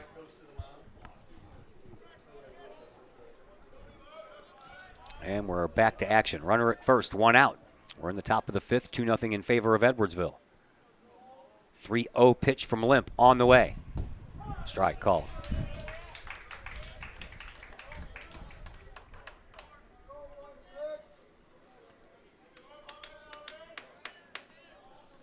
Blues are on early. They're about ready to take the ice here in about 25 minutes at TD Garden. 6 o'clock, isn't it? Yeah. Yeah. We are 25 minutes away from that, and then about 40 minutes after the Blues start, the Cardinals will start. Yep. 6:40 first pitch. I have not seen a lineup yet. I know that Kansas City's throwing a lefty. That pulls the Oh, DH. there's the runner go. He slipped, and the throw is not going to be in time despite the slip on the way to first base. First stolen base on the afternoon for the Tigers. And we have a runner at second and only 1 out. 3-2 the count to Cole Funkhauser. Limp bound and determined not to walk Funkhauser for a third time. Here is the 3-2. Strike called, and Funkhauser thought he did have walk number 3, but instead he has strikeout number 4 for Mr. Limp, and there are 2 outs in the inning. That strikeout's huge there. Yes, it was. Here is Grant Hebner. Hebner, a strikeout victim his first time up. Second time, he grounded out to Isaac Lomansky at third.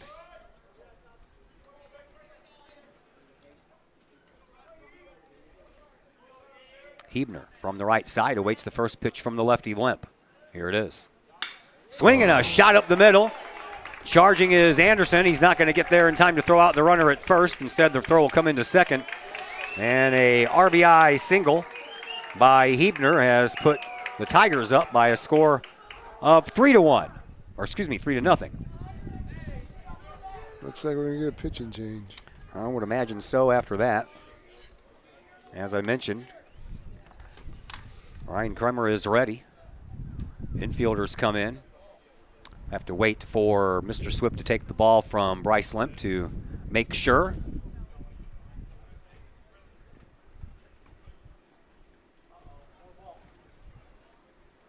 So far, he has not done that. So far, it's just a conversation on the mound. I know the pitcher's ready. Yeah, he's standing out in front, halfway there, waiting to see if Coach Swift's going to pull the trigger.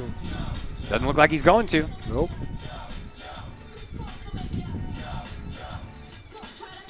Guessing Bryce talked him out of that. I feel fine, Coach. I feel fine. You'd have to, probably.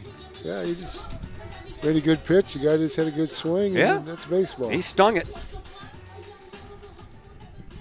Third baseman, Spencer. So Spencer Stearns will come up. He has a hit. He's 1 for 2 on the afternoon.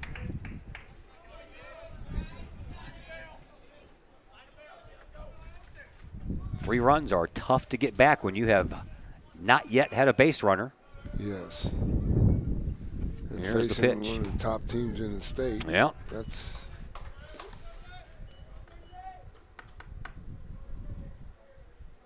0-1 the count to Hebner, the catcher. Oh, excuse me, Stearns, the third baseman. Hebner's on at first. Limp, he's ready. And pitches outside. Throw down to first base, and Hebner is back in there. Tell you what, Cy Turner's getting a work out of that arm back there, throwing down to first as many times as he has.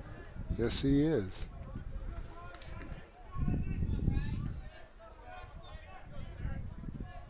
Limp. 1-1 pitch is on the way. Inside, ball 2, 2-1. 2 outs, runner at first, 3-0 in favor of Edwardsville.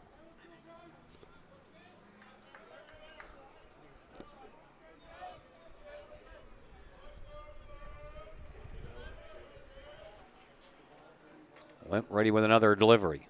Here is the 2-1. Nope, set a throw to first. He's out. Go, ho, ho, ho, ho, ho. I saw him bounce. Man, oh man, I think a lot of people that are sitting below us agree with the same thing I just said. We thought he was out. Kind of tough to make that call when you're behind the runner.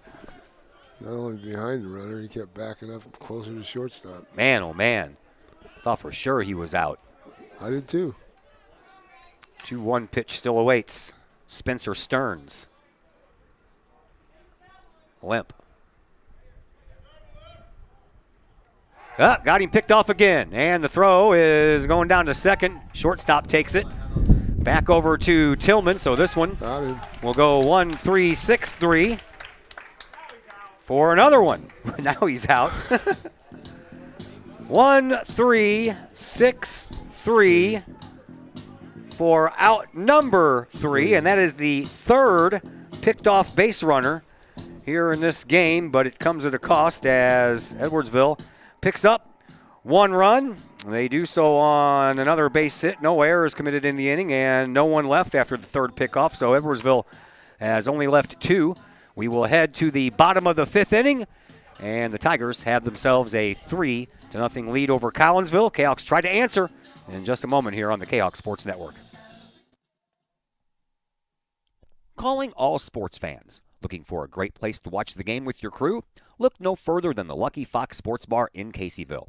The Lucky Fox shows Collinsville Kahawk sports on the big screen, plus UFC fights, boxing, Cardinals and Blues, and all of the NFL games with the NFL ticket and enough TVs that you'll be sure to find the game you want. And the food? How about Taco Tuesdays, Wing Wednesdays, plus burgers, sandwiches, pizza, steak, and more, including great drink specials and the coldest brew in town.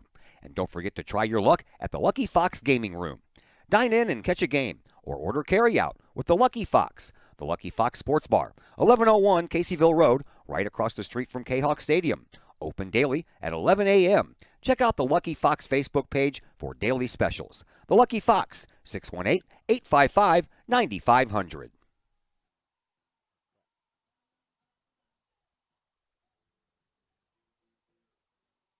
Once again, welcome back to Fletcher Field here at beautiful Woodland Park in Collinsville. I'm Todd Duke. Ken Oberkfell on the other microphone, 74 graduate of Collinsville High School. World Series champion for your St. Louis Cardinals in 1982. Collinsville, they are batting here in the bottom of the fifth, still looking for their first base runner. And Isaac Lemansky is going to give it a try here against Gannon Burns. Burns has been dealing strikes all game long, and there's one, and that one's fouled out of play. On to the road just after a GMC truck passes. I'm sure he appreciates that.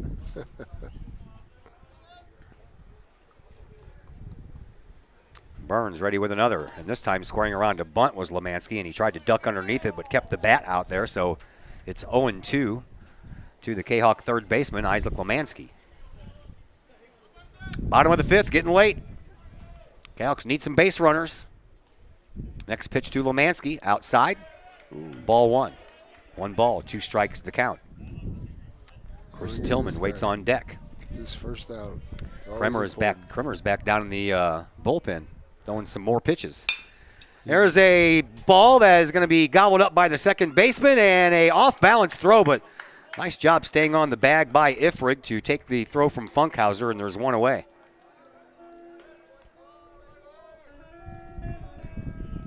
First baseman, Here's Chris Tillman. Tillman, a strikeout victim, his only time to the plate so far. He got caught looking at a called third strike back in the second. Tigers have had single runs in the second, fourth, and the fifth. And they have a 3-0 lead. Burns ready for a pitch to Tillman. It's outside, ball one.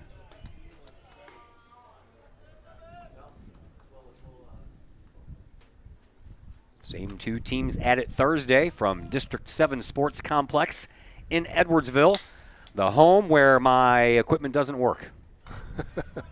I have tried. It doesn't matter. Baseball, softball, soccer, football. My equipment does not work out there. They've got some kind of an electromagnetic force that messes with all my equipment. The only time I go out there now is when it's a playoff. Swing and a miss by Tillman. And then I have to break out the phone and do a Facebook broadcast because it doesn't mess with the phone. It just messes with the laptop. Strangest thing. That's funny. 1 ball, 2 strikes to count to Tillman. Here's the pitch. Inside and low. Ball 2, 2-2. Yeah, and, you know, I don't know if you've been to that District 7 complex, but you got the baseball diamond across one way, the softball diamond across the other way. You got the football field there in the middle, and no matter where I go, my stuff does not work.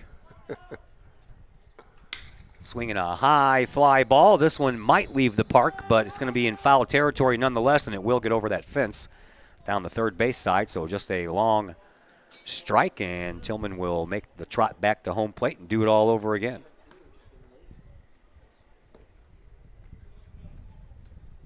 Yeah, I remember. You're old enough to remember back in the day when you had the rabbit ears on top of the TV, and you had Dad was telling you, no, turn it this way, turn it that way, and you had the squiggly lines on the TV until you got it right. Yeah, that's what that District 7 complex does to my screen. All the squiggly lines. There's a shot down the first baseline right behind the fielding umpire, and that's another foul. And Tillman's up there battling. Yes, he is. Good swings. Need a base runner. Get on that base. Got to have base runners to have a chance, and Collinsville hasn't had a base runner in the first 4 innings. There's another foul ball. That one screams right over the Collinsville dugout. That sent everybody over there scrambling. Kremer's warming up like he's going to come in the next chance, so he'll probably start the 6th. He might already be at his pitch count. Yeah, it might be. Here's a 2-2 pitch and a foul ball that stays at home plate. Tillman stays alive. 1 out, bottom of the 5th. 3-0 in favor of the Edwardsville Tigers.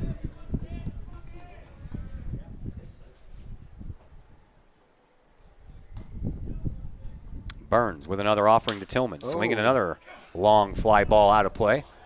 That dude to stop the stop sign better hurry. Peels around the corner. Yeah. Oh, we're Hey, a brand new white baseball. That's white. Now Chris can see it a lot better. He can tattoo it now. There you go. There's another baseball, another white one. We're running out of baseball. And so of course, you know, the pitcher drops it on the ground and then rubs dirt all over it. That's what he's got down here right now. Yeah. Another pitch on the way to Tillman, and he tattoos it. If that stays fair, that's a home run, and it is a home run by Chris Tillman to give Collinsville their first hit of this ball game.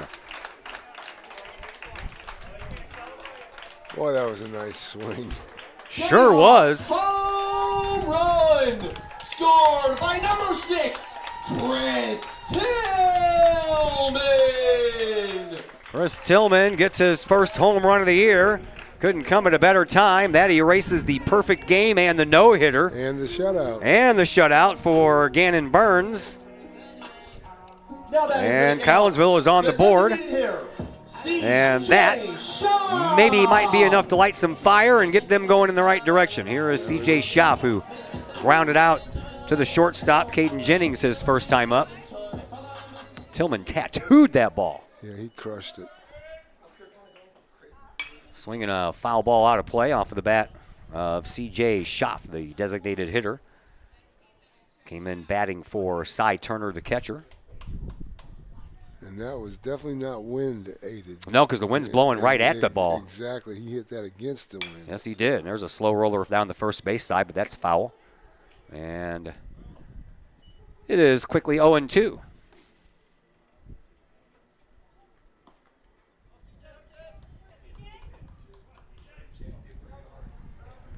See what happens when you get that brand new white baseball out there that the batter can see? Just getting ready to say that. Yeah. Of course, that ball's gone, so we're back to the dirty baseball now. 0-2 pitch on the way to Schaff. Here it comes. Down low. Ball 1-2. Someone out there holding it. Hey, throw it back. Throw it back. Not a souvenir. We need that. 1-2 pitch. Ooh. Swing and a miss, and Schaff was fooled on an off-speed delivery by Burns, and there are 2 away. That was a good pitch. 2 outs, and just the third strikeout of this game for Burns. And here is Caden Pruitt. Pruitt also grounded out to the shortstop, Caden Jennings, his first time up. Don't hit it there. No. Don't hit it to the shortstop or the pitcher. We've already found that out. Over the fence is good. There's no one there to catch it. Yeah, you might like Babe Ruth said, hit it where they ain't. He did. Oh, a lot. A lot. Pruitt awaits the 1-0. Down low, 2-0. Darren Pinnell waits on deck. Pruitt would like to get on base and give Pinnell a chance. Pitch. Strike called on the outside corner, 2-1.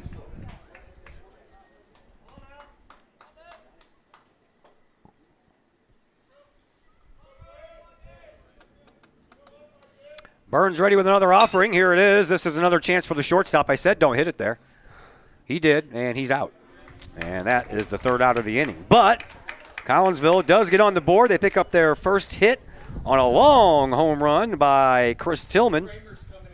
And we will head now to the top of the 6th. Collinsville got 1 back, need to hold the score right where it is to give themselves a chance, as the top of the 6th will roll your way next on the Kahok Sports Network. Lakeside Roofing in Collinsville.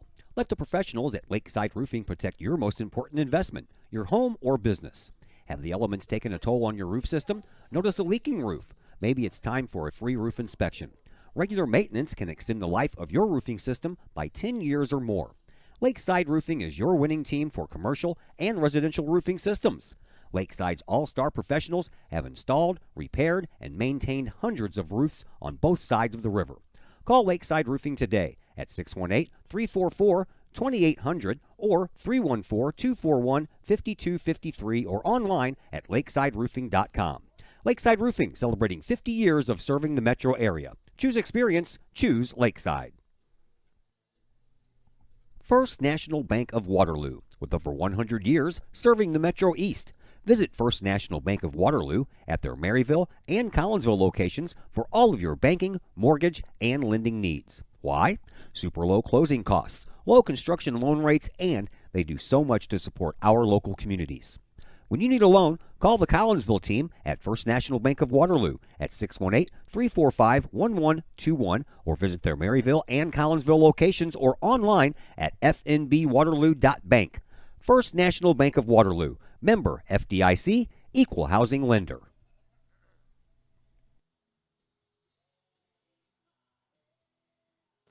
Ryan Kramer comes in to take over the pitching duties for Bryce Limp.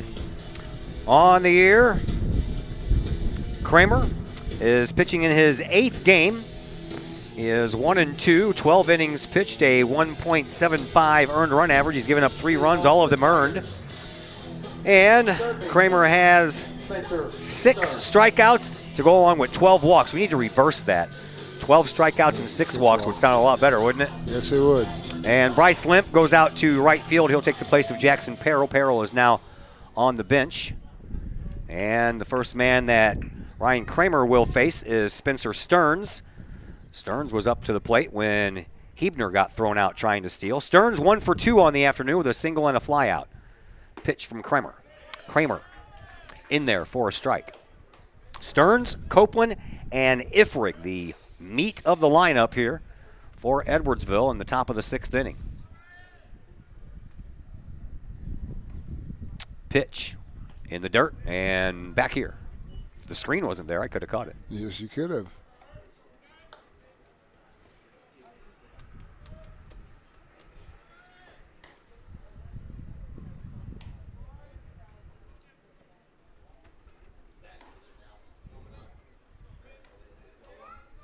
One ball, 1 strike to count to Stearns. I got him played straight away in the outfield and the infield. Here's the pitch. Swinging a chopper down the third base side, but foul. 1 ball, 2 strikes to count. Sunshine trying to peek through the clouds here. Yes, it is. Feels kind of nice. It won't last. Mostly cloudy skies. Sun just found an opening, and that opening will close up here in just a moment. That wind's blowing now. Oh, it's going to get stronger. 1 ball, 2 strikes to count to Stearns. Here's the pitch.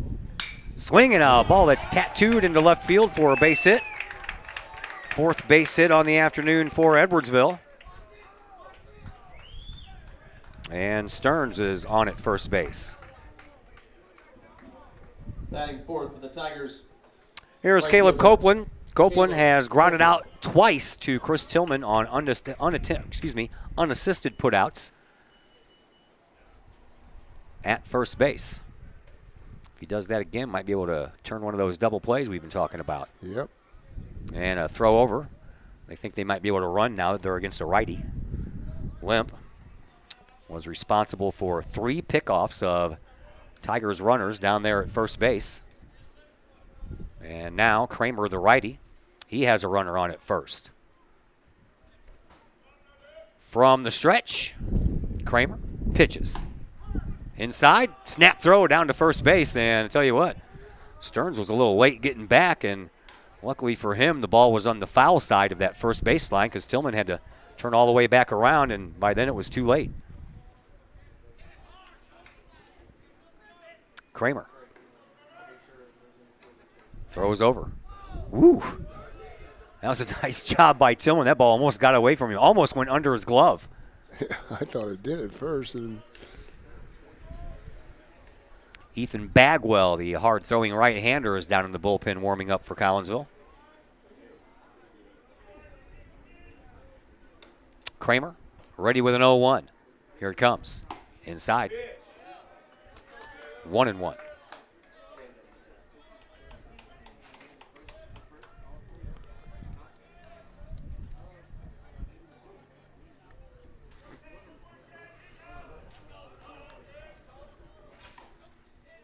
Kramer ready with another. Here it comes. Inside it hit him. That's not good. First hit batter of the game. We've had a balk, a hit batter, a couple of wild pitches. Couple pickoffs.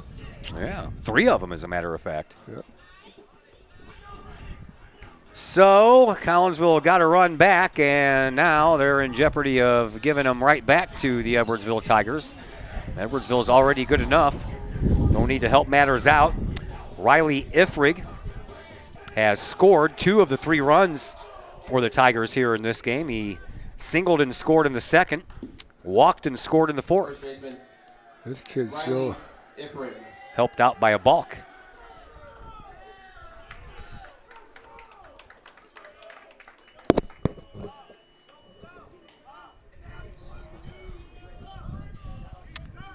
Kramer, he's ready to go and looks around the field, make sure all of his guys are in the right spot.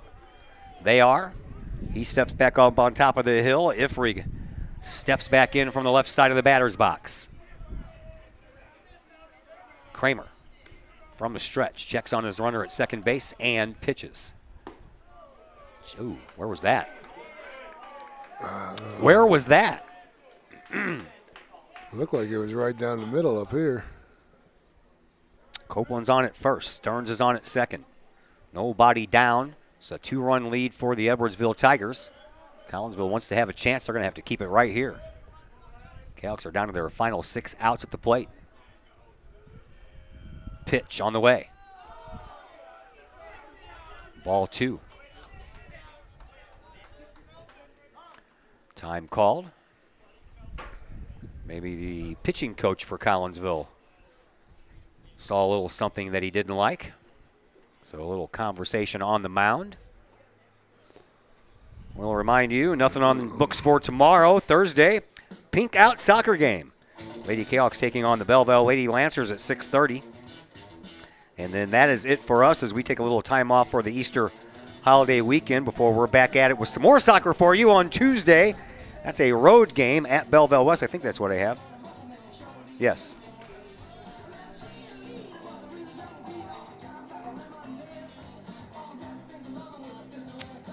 Bagwell has already finished warming up in the bullpen, but no move to him.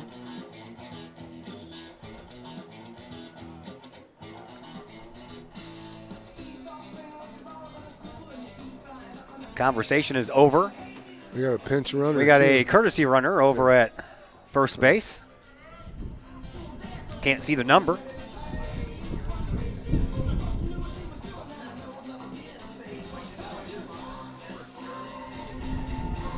Running for the Tigers at first base. They have numbers on the fronts and the backs of their jerseys, but this kid's number is so low down to the waistline, I can't tell what it is. Of course, he's not going to turn around. Of course not. Ifrig still standing in there.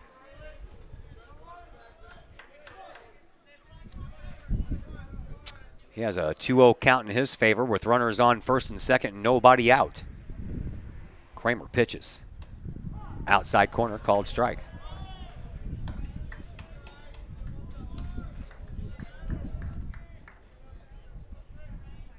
I was going to say 13 or 19, but they don't have a 19, so I'm going to go with 13. Montrez West. Could be. 2-1 the count to Ifrig. Kramer pitches. Swinging a foul ball. That'll just make it about halfway between home and first.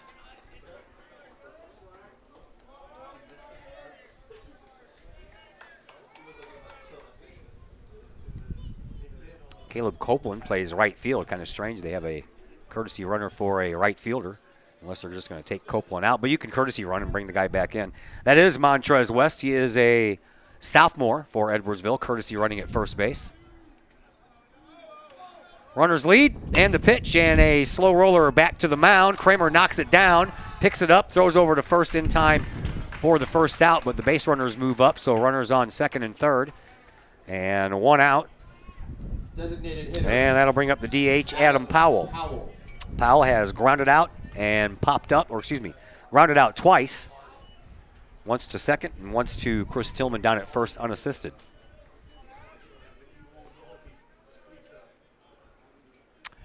Infielders will play in for the play at the plate, trying to keep this a 2-run contest. Everybody's in on the grass. Powell from the right side, the left side, waiting for the pitch from the righty Kramer, and here it comes. And a chance for Lemansky, but he dives and it goes right over his glove. 1 run is in, 2nd run is on the way, and it's cut off by Kramer. I'm not sure. It might have got him, but we'll never know. 2 RBI single from Adam Powell. Scores Stearns and West. And that's going to make things a little bit more difficult on the comeback effort here for Collinsville.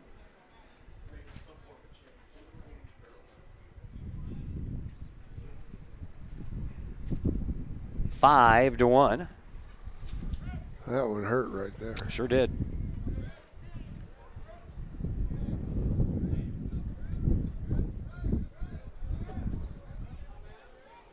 I have some moving and shuffling going on here as another courtesy runner. Lucas Krebs is going to come in to run first base for Adam Powell, as Cade Hardy steps to the plate. Hardy has a sacrifice bunt RBI to his credit here in this game, and the bat before that he grounded out to Lemansky. Still only 1 out, runner at first base, 5 to 1 in favor of Edwardsville, and a strike is in there across the letters to Cade Hardy. Jacoby Roberson waits on deck. Collinsville trails by 4 here in the top of the 6th. Throw over to first and back in safely is the pinch runner Krebs.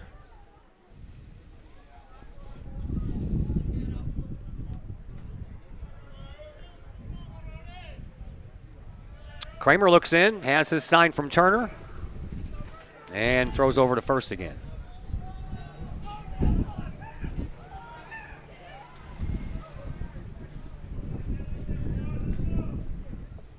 The wind is definitely picking up. Yes, it is.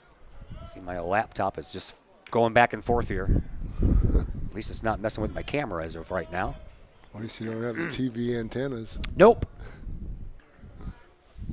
Oh, that pitch is way over the head of the catcher and all the way back to the screen. And on at second base is Krebs. After a wild pitch, first one issued by Kramer. Limp had a couple of them while he was in there. One of them led directly to a run. Unearned as it is, it's still a run. Runner at second and 1 out. Hardy awaits the next from Kramer. Here it comes. Off speed. Misses. 2 and 1.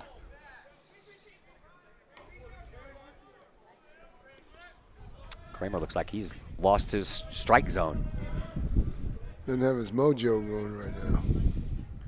The mojo has left the building. 2-1 pitch on the way to Hardy. Nope. Back! Does that really help? No. I mean, if the guy out in the field's not paying attention, that's on him. Pitch, swing and a miss at a ball in the dirt, and it's 2-2. Cade Hardy, Jacoby Robertson waits on deck.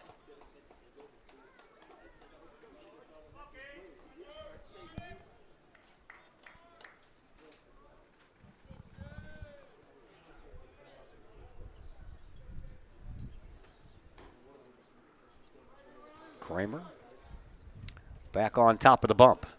2-2 the count, 1 out, runner at second base. 5-1, Tigers have a 4-run lead. They're looking to add more. Runner goes, swinging a foul ball. He'll have to go back.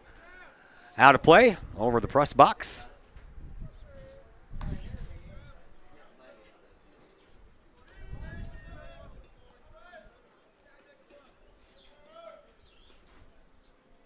And another 2-2 pitch awaits Mr. Hardy.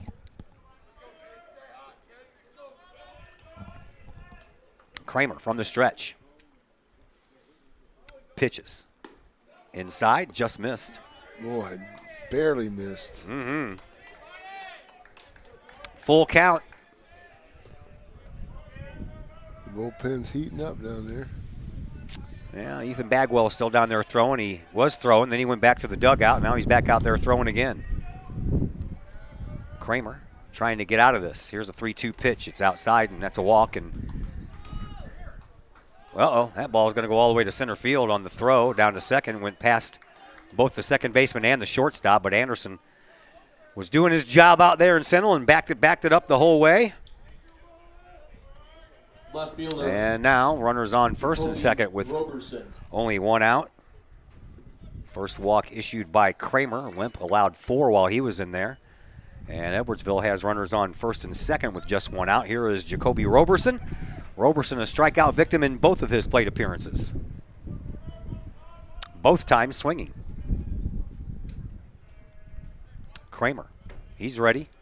And the pitch, bunt, third base. Lemansky going to barehand it again. Throw over to first base is not in time, and the ball gets away from Tillman as that ball was in the dirt. That's going to allow another run to score. And it's now 6-1 in favor of Edwardsville. They like to bunt. That they do.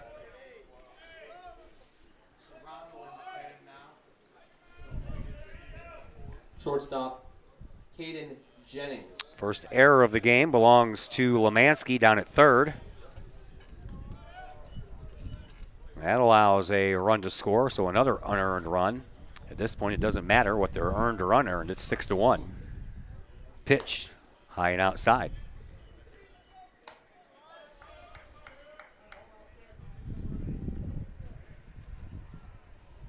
This is Caden Jennings, the number 9 hitter in the order for Edwardsville. Walked and scored back in the 5th. Inside. 3 runs home here in the 6th.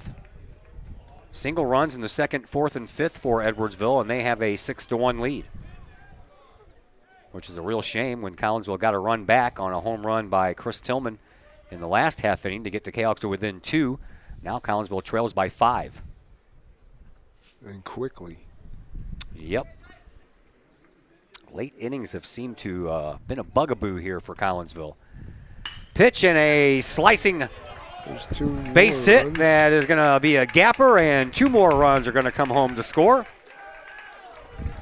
And Jennings picks up a couple of RBIs as Hardy and Roberson come in to score. Here comes Swippy. That'll probably do it for Kramer.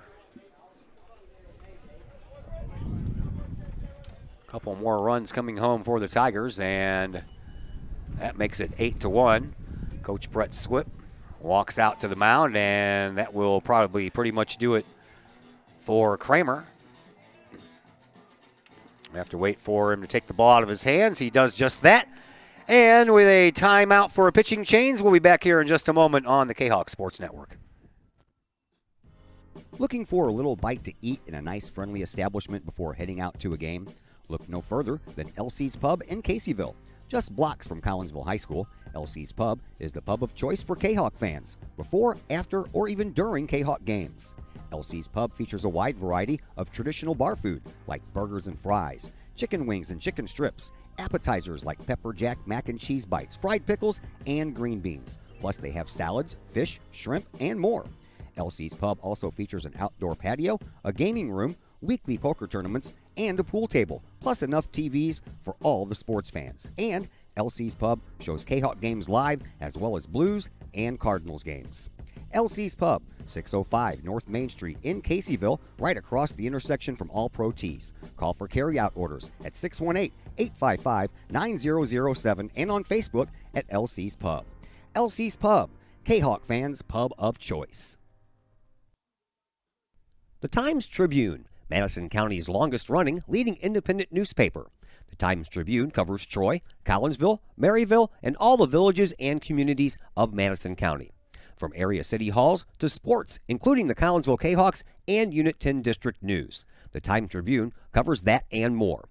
The Times-Tribune is a weekly hometown newspaper published every Thursday, and a one-year subscription is only $40 for the printed and online editions. For more information, call the Times-Tribune at 618-667-3111, online at timestribunenews.com, or follow them on Facebook at Times-Tribune.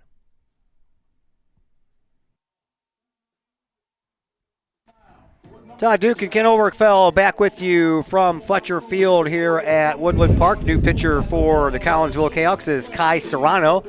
And Ethan Bagwell warmed up twice down there in the bullpen, but didn't bring him in. Maybe they're just stretching him out for Thursday's start. As Mr. Serrano comes in for the third time this year. He has not started, 2 appearances, totaling 1 2/3 of an inning. He has given up 4 hits and 4 runs, all of them earned. And Serrano has not walked anyone, and he has not struck out anyone. And he'll have his work cut out for him. 8-1, Tigers lead. Still only 1 out here in the top of the 6th, and a runner on at first. Back to the top of the order we go in Cole Funkhauser. Funkhauser has walked twice and struck out once, so officially just 0 for 1. David Perron has scored for the Blues, and in the first period, Blues up over the Boston Bruins 1-0. David Perron, DP 57. Yeah.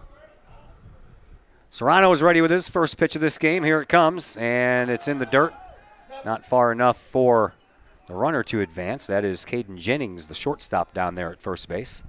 This runner on first is getting ready to run. Well, Collinsville has 3 pickoffs here in this game. It's a right-hander, though. Yep, I know. Serrano comes in and has to work from the stretch. To the belt. Throws over. He thinks the runner's going to run, too. Mm-hmm.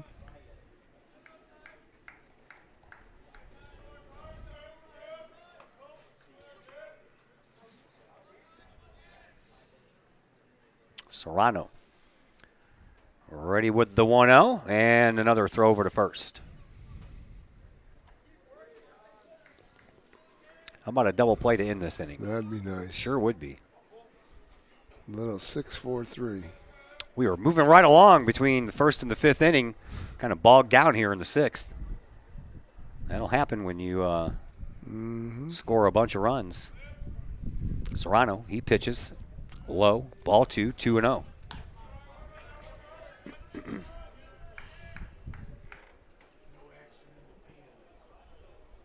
Boston just tied it up.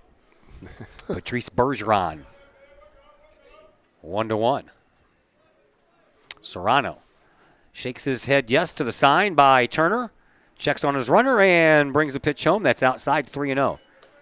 It seems like these Kahawks have a really hard time throwing strikes when they're worried about base runners. They do. Bottom line, you got to throw strikes. Takes them out of their game plan. You got 7, 8 guys behind you out there. Let them do their job. I'll take it. Strike down the middle. The steal attempt is good, and the second stolen base on the afternoon by Edwardsville. Excuse me.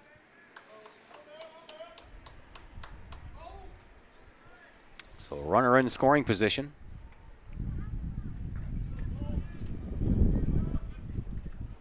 And the pitch. He walked him. Third walk to Funkhauser. Tell me he doesn't have a good eye. Good leadoff hitter. Yes, he is. Catcher.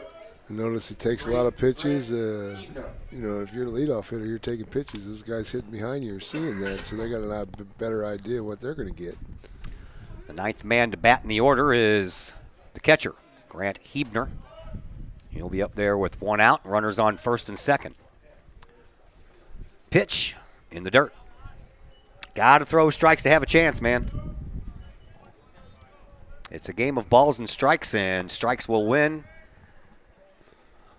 99% of the time. Yeah.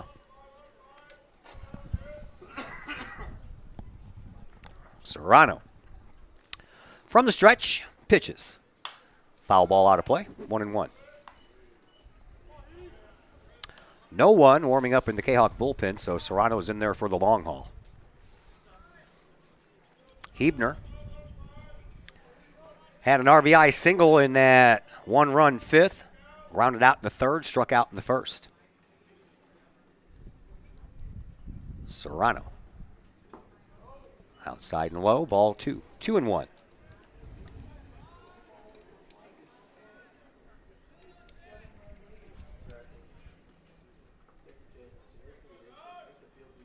Serrano looks in there for a while to Turner. Still hasn't shaken his head yes or no. Now he finally says yes. And here's the 2-1. Inside, a little tight right around the chest area. 3-1. You don't want to put this guy on. Nope. Sure don't. Trailing by 7. That would load the bases for Spencer Stearns, who's on deck. And the bases are loaded. And it's back-to-back walks. Okay. Third baseman, Spencer Stearns. I don't have a 16. Here is Spencer Stearns. Timeout called. Are we gonna put another courtesy runner in? Is that what we're gonna do? Probably. So bases are loaded and 1 out for Spencer Stearns. Stearns is 2 for 3 on the afternoon. Pitch running for the Tigers. On first base, number 18, Luke Range. Well, they don't have any names. Luke Range will run over at first. Who you got over there for number 16 then? Andrew Hendrickson. Andrew Hendrickson. You can put his 16 in, his number was changed on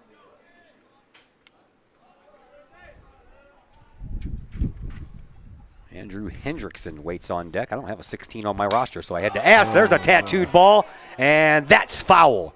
Wow. The wind might have helped that one out, because that was fair when it left the bat, but by the time it landed, it was in foul territory.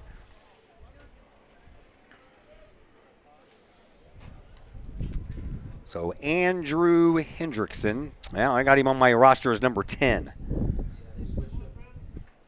That's why I couldn't find number 16, because there isn't one on my roster. Now I don't have a 10 on my roster, so let's hope they don't break out somebody with a number 10. Bases full of Tigers. I ain't coming back. No. I had a number 10.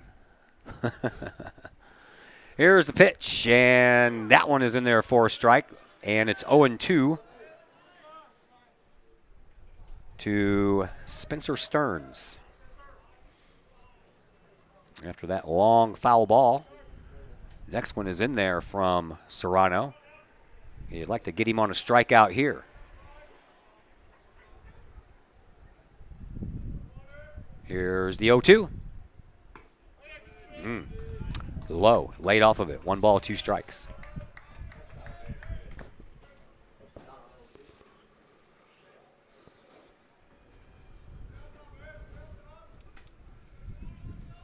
Serrano looks into Turner one more time. Bases are full of Tigers. 8-1 here in the top of the 6th. It was 3-1 when we entered this inning. Another ball out of the strike zone, 2-2. 5 runs home here in this inning already for Edwardsville. Serrano ready with a 2-2 pitch to Stearns. Here it comes.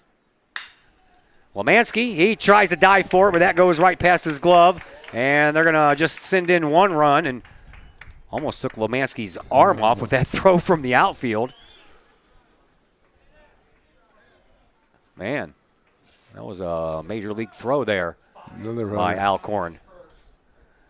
And another run home, 9-0 in favor of the Tigers. Number 5, Bryce Beagle. Stearns with an RBI single.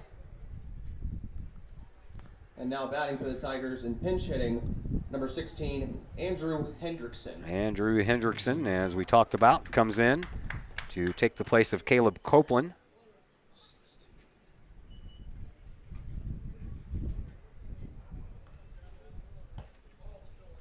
Hendrickson batting .222 on the year. He does have a home run. and 8 runs batted in. He's up there with the bases loaded.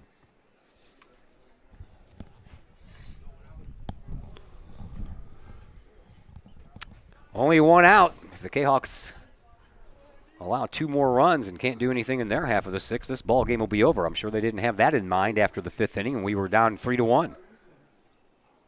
But that's where we stand right now. First pitch to Hendrickson, swing and a miss.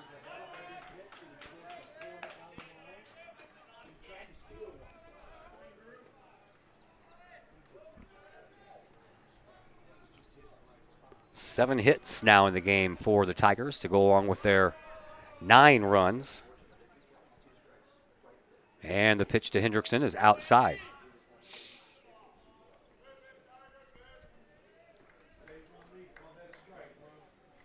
We have had 2 walks, a hit batter, an error. 3 walks and a hit batter and an error. And a balk. And a balk. Well, I was just talking about this inning. Oh. In this inning alone, we have 3 walks, a hit batter, an error, and 4 base hits by the Tigers. This inning isn't over. No, it's not. Still get a balk. 2-1. Well, let's hope not. Let's hope not. Exactly right. Let's hope not. 2-1 the count to Hendrickson. Serrano ready. Here's another pitch. Swinging a foul ball. That'll even the count at 2-2.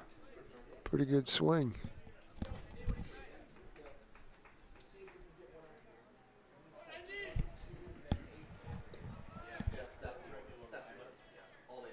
Nine to 1 in favor of Edwardsville.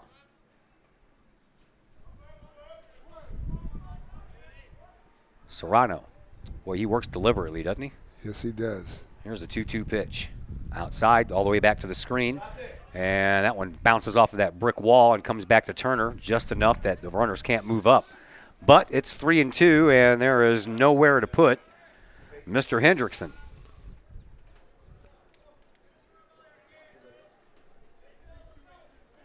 Six runs home here in this inning. Here's the payoff pitch. Low. Hendrickson comes off the bench and picks up the easiest RBI you could ever get. As that sends Funkhauser in from third.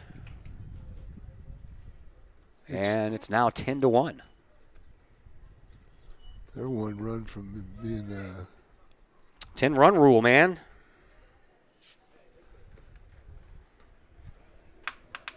Riley Ifrig. These guys need to pick up the pace is what they need to do. They were working fast early in the game. Limp was doing, and they got to see that. Then they slow it down. Now your infielders are tired. Your outfielders are tired. Broadcasters are tired. Common sense. Just go after the hitters. Don't try to trick them. Yeah. It's 10-1. Well, as I mentioned earlier, and again earlier in this inning, man, it seems like Collinsville has trouble finding the strike zone when they're dealing with runners on base. That's true. And, you got to find a way to dig through that and figure it out. There's the ball in the dirt. You just take the first 5 innings of this game. This was a ball game. Yeah. Riley Ifrig is up there. He has a single and a run scored. He walked and scored. That was when that balk was committed in the 4th inning. This inning, Ifrig grounded out to then pitcher Ryan Kramer. Here's the 1-0. Swing and a miss. Still only 1 out.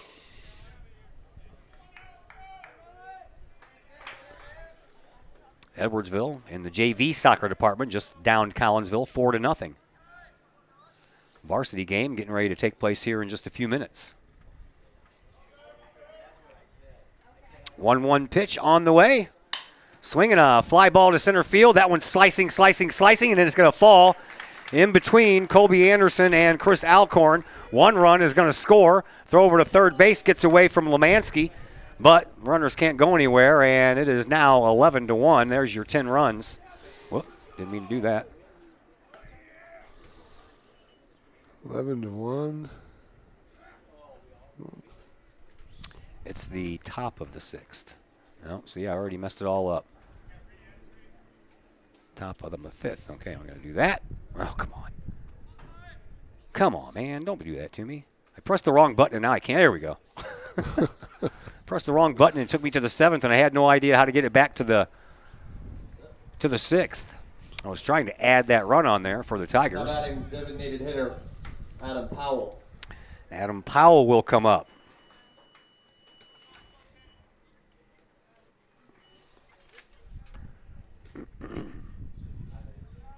Hebner, or his courtesy runner, came in. There's a chance for a double play. Over to second base for one. Back over to first, not in time. And another run is going to score.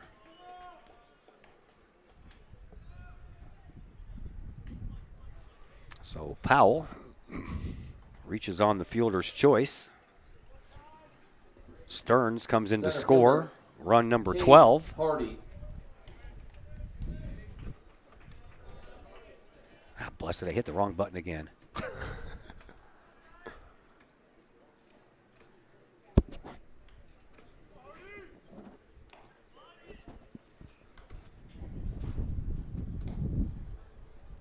And the bases are still loaded. Oh, no, excuse me. There's runners on the corners. That one's popped up into foul territory.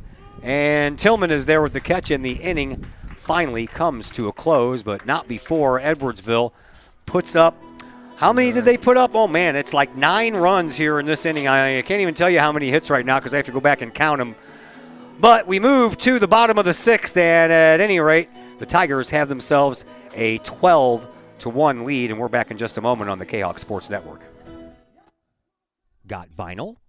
Rich's Record Emporium on Main Street in Collinsville can take care of all of your vinyl needs and more.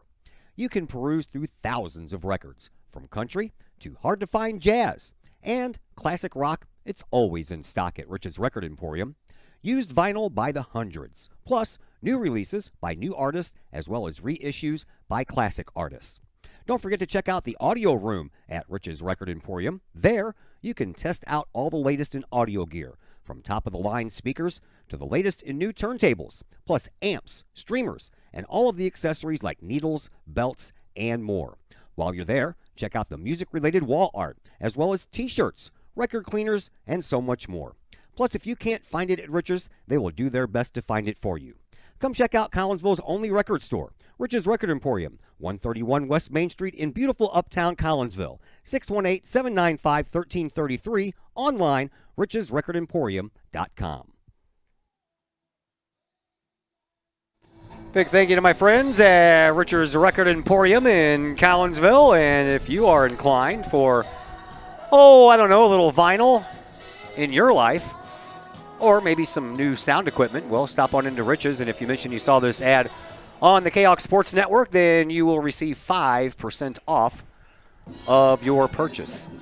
9 runs in that inning for Edwardsville on 5 hits, 1 error committed, 2 runners left on base. 6 of those runs were earned.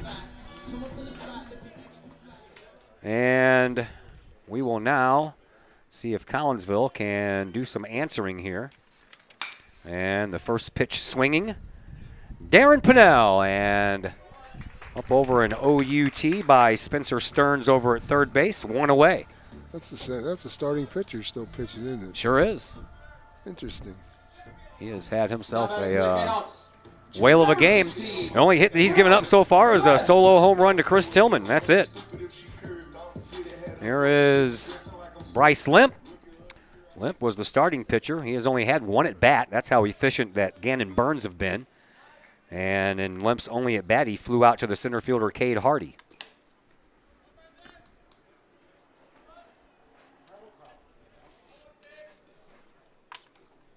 But his pitch count was down pretty low, too, because he was getting quick outs. Oh, yeah.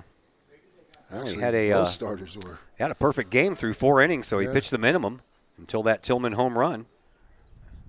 And a swing and a foul back to the screen for Limp. Back to the top of the order, and Colby Anderson, he's on deck. Collinsville, they trail by 11, so they've got to score at least 2 runs to keep this game going. I would not have thought that after 5 innings, and it was only 3-1. If I didn't see it, I wouldn't have. I know. Swinging a foul ball out of play. And Limp is in a 1-2 hole.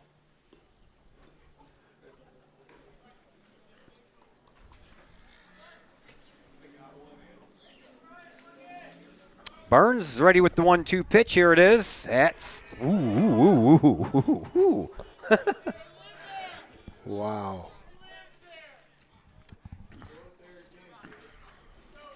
I guess the home plate umpire has got nowhere to be. Here's the 2-2 pitch. That's up high, 3-2. I think everybody up here in the booth thought that was a strike. Including the hitter? Yeah. And not that we wanted it to be because it's against our guy, but, man, that sure looked like a strike. 3-2 pitch. That's a strike. Yeah, that was. 2 outs. And the Cahoks are down to their final out here. To the top of the order for the Cahoks. There's Colby Anderson. Anderson, like most Cahoks in the lineup, 0 for 2 on the afternoon with a ground out and a fly out. Anderson looking for his first home run of the year. That one's on the outside corner, a called strike.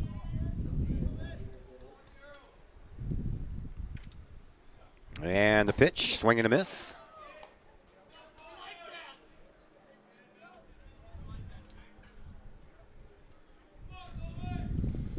And a swing and a miss, and Anderson is down on strikes for the final out of this contest as the Edwardsville Tigers post a 12-1 win over your Collinsville Cahawks for the Tigers.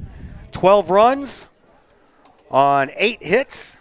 They committed no errors, and they left 4 base runners on for Collinsville. They just had the 1 run, the 1 hit, and the 1 error. They left no one on base. It is time now for the post-game program brought to you by Cafe Agape in Collinsville, home of the Kahok Chicken Sandwich.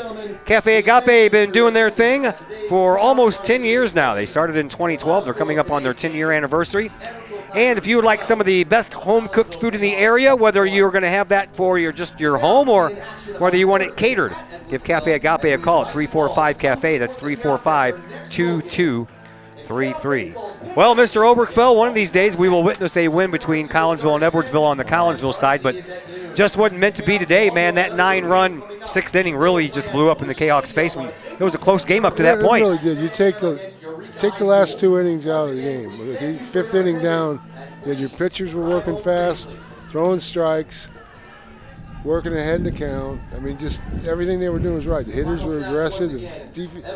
All of a sudden, the 6th inning, it's like we deflated the balloon. We let all the air out. Well, you know what? It was a good test for them. They played against the top team in the state and held their own for 5 innings. Yeah, they got to go to their place and play them on Thursday. So they're going to be a little sore about this game when they go into Edwardsville on Thursday. I hope so. Yeah, me too. All right, sir, we'll see you next week at some point. All right. Thank you. And that is Ken Oberkfell, World Series champion third baseman for your St. Louis Cardinals, 74 graduate of the Collinsville High School Kahok, and of course a baseball player here at this field as well. 12-1. That is our final score.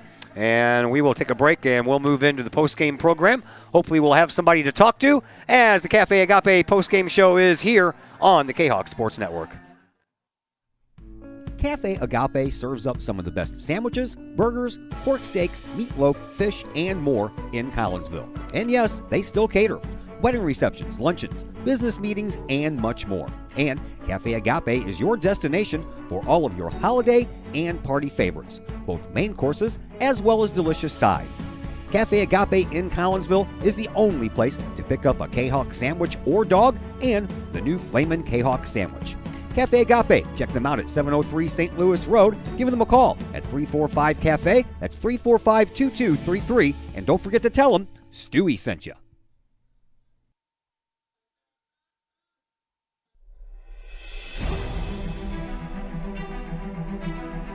At Visionary Wealth Advisors, we empower you to see your future before it's your future, to create your inheritance,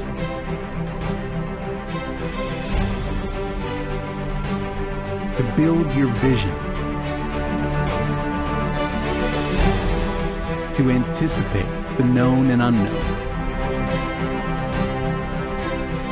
and to find potential in both, and build new dawns. Visionary Wealth Advisors. Visit Brad Keene with Visionary Wealth Advisors at his new Collinsville office located at 106 North Clinton, or call Brad at 618-467-8420. The reviews are in. Old Herald Brewery and Distillery in Collinsville is a hit in the Metro East. Folks both local and just visiting the area are calling Old Herald Brewery and Distillery a must-stop destination in Collinsville.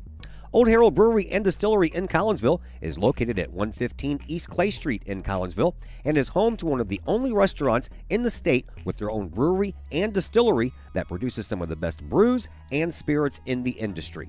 And the food? All created by an in-house chef using local ingredients that will please any palate. Old Herald Brewery and Distillery in Collinsville has daily specials for both inside diners as well as offering curbside pickup specials and family size specials. And don't forget to take home a bottle or a growler of beers brewed on site at Old Herald Brewery and Distillery. Old Herald Brewery and Distillery in Collinsville. Check their Facebook page for daily specials, online ordering at oldheraldbrewery.com, or give them a call at 855-8027. Chapman Trucking LLC. Chapman Trucking is a local Collinsville business owned and operated by 1994 Collinsville graduate Christy Chapman. With over 10 years of experience, Chapman Trucking LLC can take care of all of the heavy lifting when it comes to hauling aggregate materials such as sand, driveway rock, dirt, boulders, and more. That includes getting your heavy work equipment to your work site where it needs to be. Give Christy a call for a free estimate at Chapman Trucking LLC, 618-960-9346, or online at chapmantruckingllc.net. Having problems keeping your ride on the road? Roadman Automotive in Collinsville can help you keep your ride rolling. Roadman Automotive offers everything from diagnostic tests when that check engine light comes on to tune-ups, alignments, brake and suspension work, and more. Oil changes at Roadman Automotive start at just $35. Roadman Automotive is open from 8 a.m. to 5:30 p.m. Monday through Friday and is located at 936 St. Louis Road in Collinsville. Check out the Roadman Automotive Facebook page for daily specials. Call Roadman Automotive at 618-223-1878, online at roadmanautomotivecollinsville.com. Roadman Automotive. Keep your ride on the road with Roadman Automotive. Projects in and around your home can be daunting and overwhelming. Take the stress out of those projects and let AW Indoor and Outdoor Solutions do all the heavy lifting. Former Kahok Adam Welly can help knock those projects off your list. From framing drywall, painting, and stair work inside to deck work, hardscapes, and concrete and retaining wall construction outside your home, including power washing and brush removal. Whatever the task, AW Indoor and Outdoor Solutions can help. Call Adam Welly for a free estimate at AW Indoor and Outdoor Solutions, 314-252-8010. That's 314-252-8010. The people of Illinois welcome you. The folks in Collinsville, Illinois, well, they want you to stick around for a while and enjoy the sights, the fun, the food, and of course, the Collinsville Kahawks. The city of Collinsville is a proud supporter of the Collinsville Unit 10 School District. So welcome to Collinsville. Come on over, catch a Kahawks game, or enjoy some of the new places to eat, shop, and have fun. There's plenty to do for the young and the young at heart. Enjoy Christmas at the Collins House during the holidays, tunes at Bloom in the warm summer months, and more. There's plenty to do in Collinsville, so come on over for a bit. The folks in Collinsville would love to see you. For more information, go to www.collinsville.org. Keep your ride shiny and clean with Extreme Details Vehicle Detailing in Collinsville. Extreme Details, owned and operated by former Kahok Jay Merkel. Jay and his crew at Extreme Details believe in the value of community and in helping their community hold the value of their vehicles with a sharp-looking, clean ride that you and your community can be proud of. Extreme Details can handle any job, whether you drive a small car, an SUV, or even a bus or an RV. No job is too big or too small at Extreme Details. Extreme Details offers scratch and oxidation removal, and they vacuum every vehicle regardless of what package you choose. Cars, trucks, motorcycles, boats, and more. Plus, Extreme Details can handle fleet vehicles for your company. Call Jay and the gang at Extreme Details at 977-1224 or visit Extreme Details at 936 St. Louis Road in Collinsville. Check for periodic specials on the Extreme Details Facebook page. Put the shine in your ride with Extreme Details. The Junior Service Club of Collinsville has been a proud supporter of KahokSports.com and the Kahok Sports Network from day one. Since 1934, the Junior Service Club of Collinsville has been providing women in the community an opportunity to make a difference with fundraisers and projects, all that go towards helping the needy in Collinsville. If you would like any information on any event sponsored by the Collinsville Junior Service Club, head to Facebook, type in Collinsville Junior Service Club, and then click on the event tab. We thank the Collinsville Junior Service Club for their continued support of the Kahok Sports Network and KahokSports.com. Cafe Agape serves up some of the best sandwiches, burgers, pork steaks, meatloaf, fish, and more in Collinsville. And yes, they still cater. Wedding receptions, luncheons, business meetings, and much more. And Cafe Agape is your destination for all of your holiday and party favorites, both main courses as well as delicious sides. Cafe Agape in Collinsville is the only place to pick up a Kahok sandwich or dog and the new Flamin' Kahok sandwich. Cafe Agape, check them out at 703 St. Louis Road. Give them a call at 345-CAFE. That's 345-2233. And don't forget to tell them Stewie sent you. And once again, we welcome you back into the Cafe Agape post-game show here on the Kahok Sports Network. Final score, Collinsville loses this one here this afternoon by a score of 12-1. And joining us now on the post-game show is Collinsville head coach Brett Swift. Coach, tell you what, man, after 5 innings when it was 3-1, I did not see this being a 12-1 final. Man, really awesome to see sophomore Bryce Limp come out and throw the way he did. He was electric. I mean, just really kept him off balance, kept his composure throughout the game, and man, just that was a fun game to watch him throw. I got to ask, man, are our pitchers having problems when runners are on base? Because it seems like when they're worried about holding runners on, their strike zone kind of goes away. Yeah, I mean, we're still not filling up the zone. Unfortunately, it's tough to correlate them. We have to hold runners. Edwardsville is one of the best base running, stealing teams. So if we didn't hold them as well as we did tonight, we'd be asking questions about how they ran bases and how they stole. And we're also down a couple catchers, so we have to have a hold game as well. It's got to be a part of what we do, and our pitchers are learning how to deal with that and learning how to also be able to throw strikes. So we're working through it. Yeah, I was really sorry to hear about Josh Scrum when I got to the ballpark today. That is he going to be out for the year, I guess? Yeah, we don't know all the diagnosis for sure. I mean, he's not doing great yet. So he, the kid worked his tail off in the off season to try to, unfortunately avoid situations like this where his body would hold up. And man, I'm gut wrenched for him. I'm gut wrenched for him and who he is and how hard he, how much he loves Kahok baseball and how much he loves his teammates and how hard he works. So, we're going to keep him in our prayers. You talked about your pitcher, Bryce Limp, man. How about Edwardsville starting pitcher Gannon Burns? He pitched a whale of a game, only gave up the solo home run to Tillman.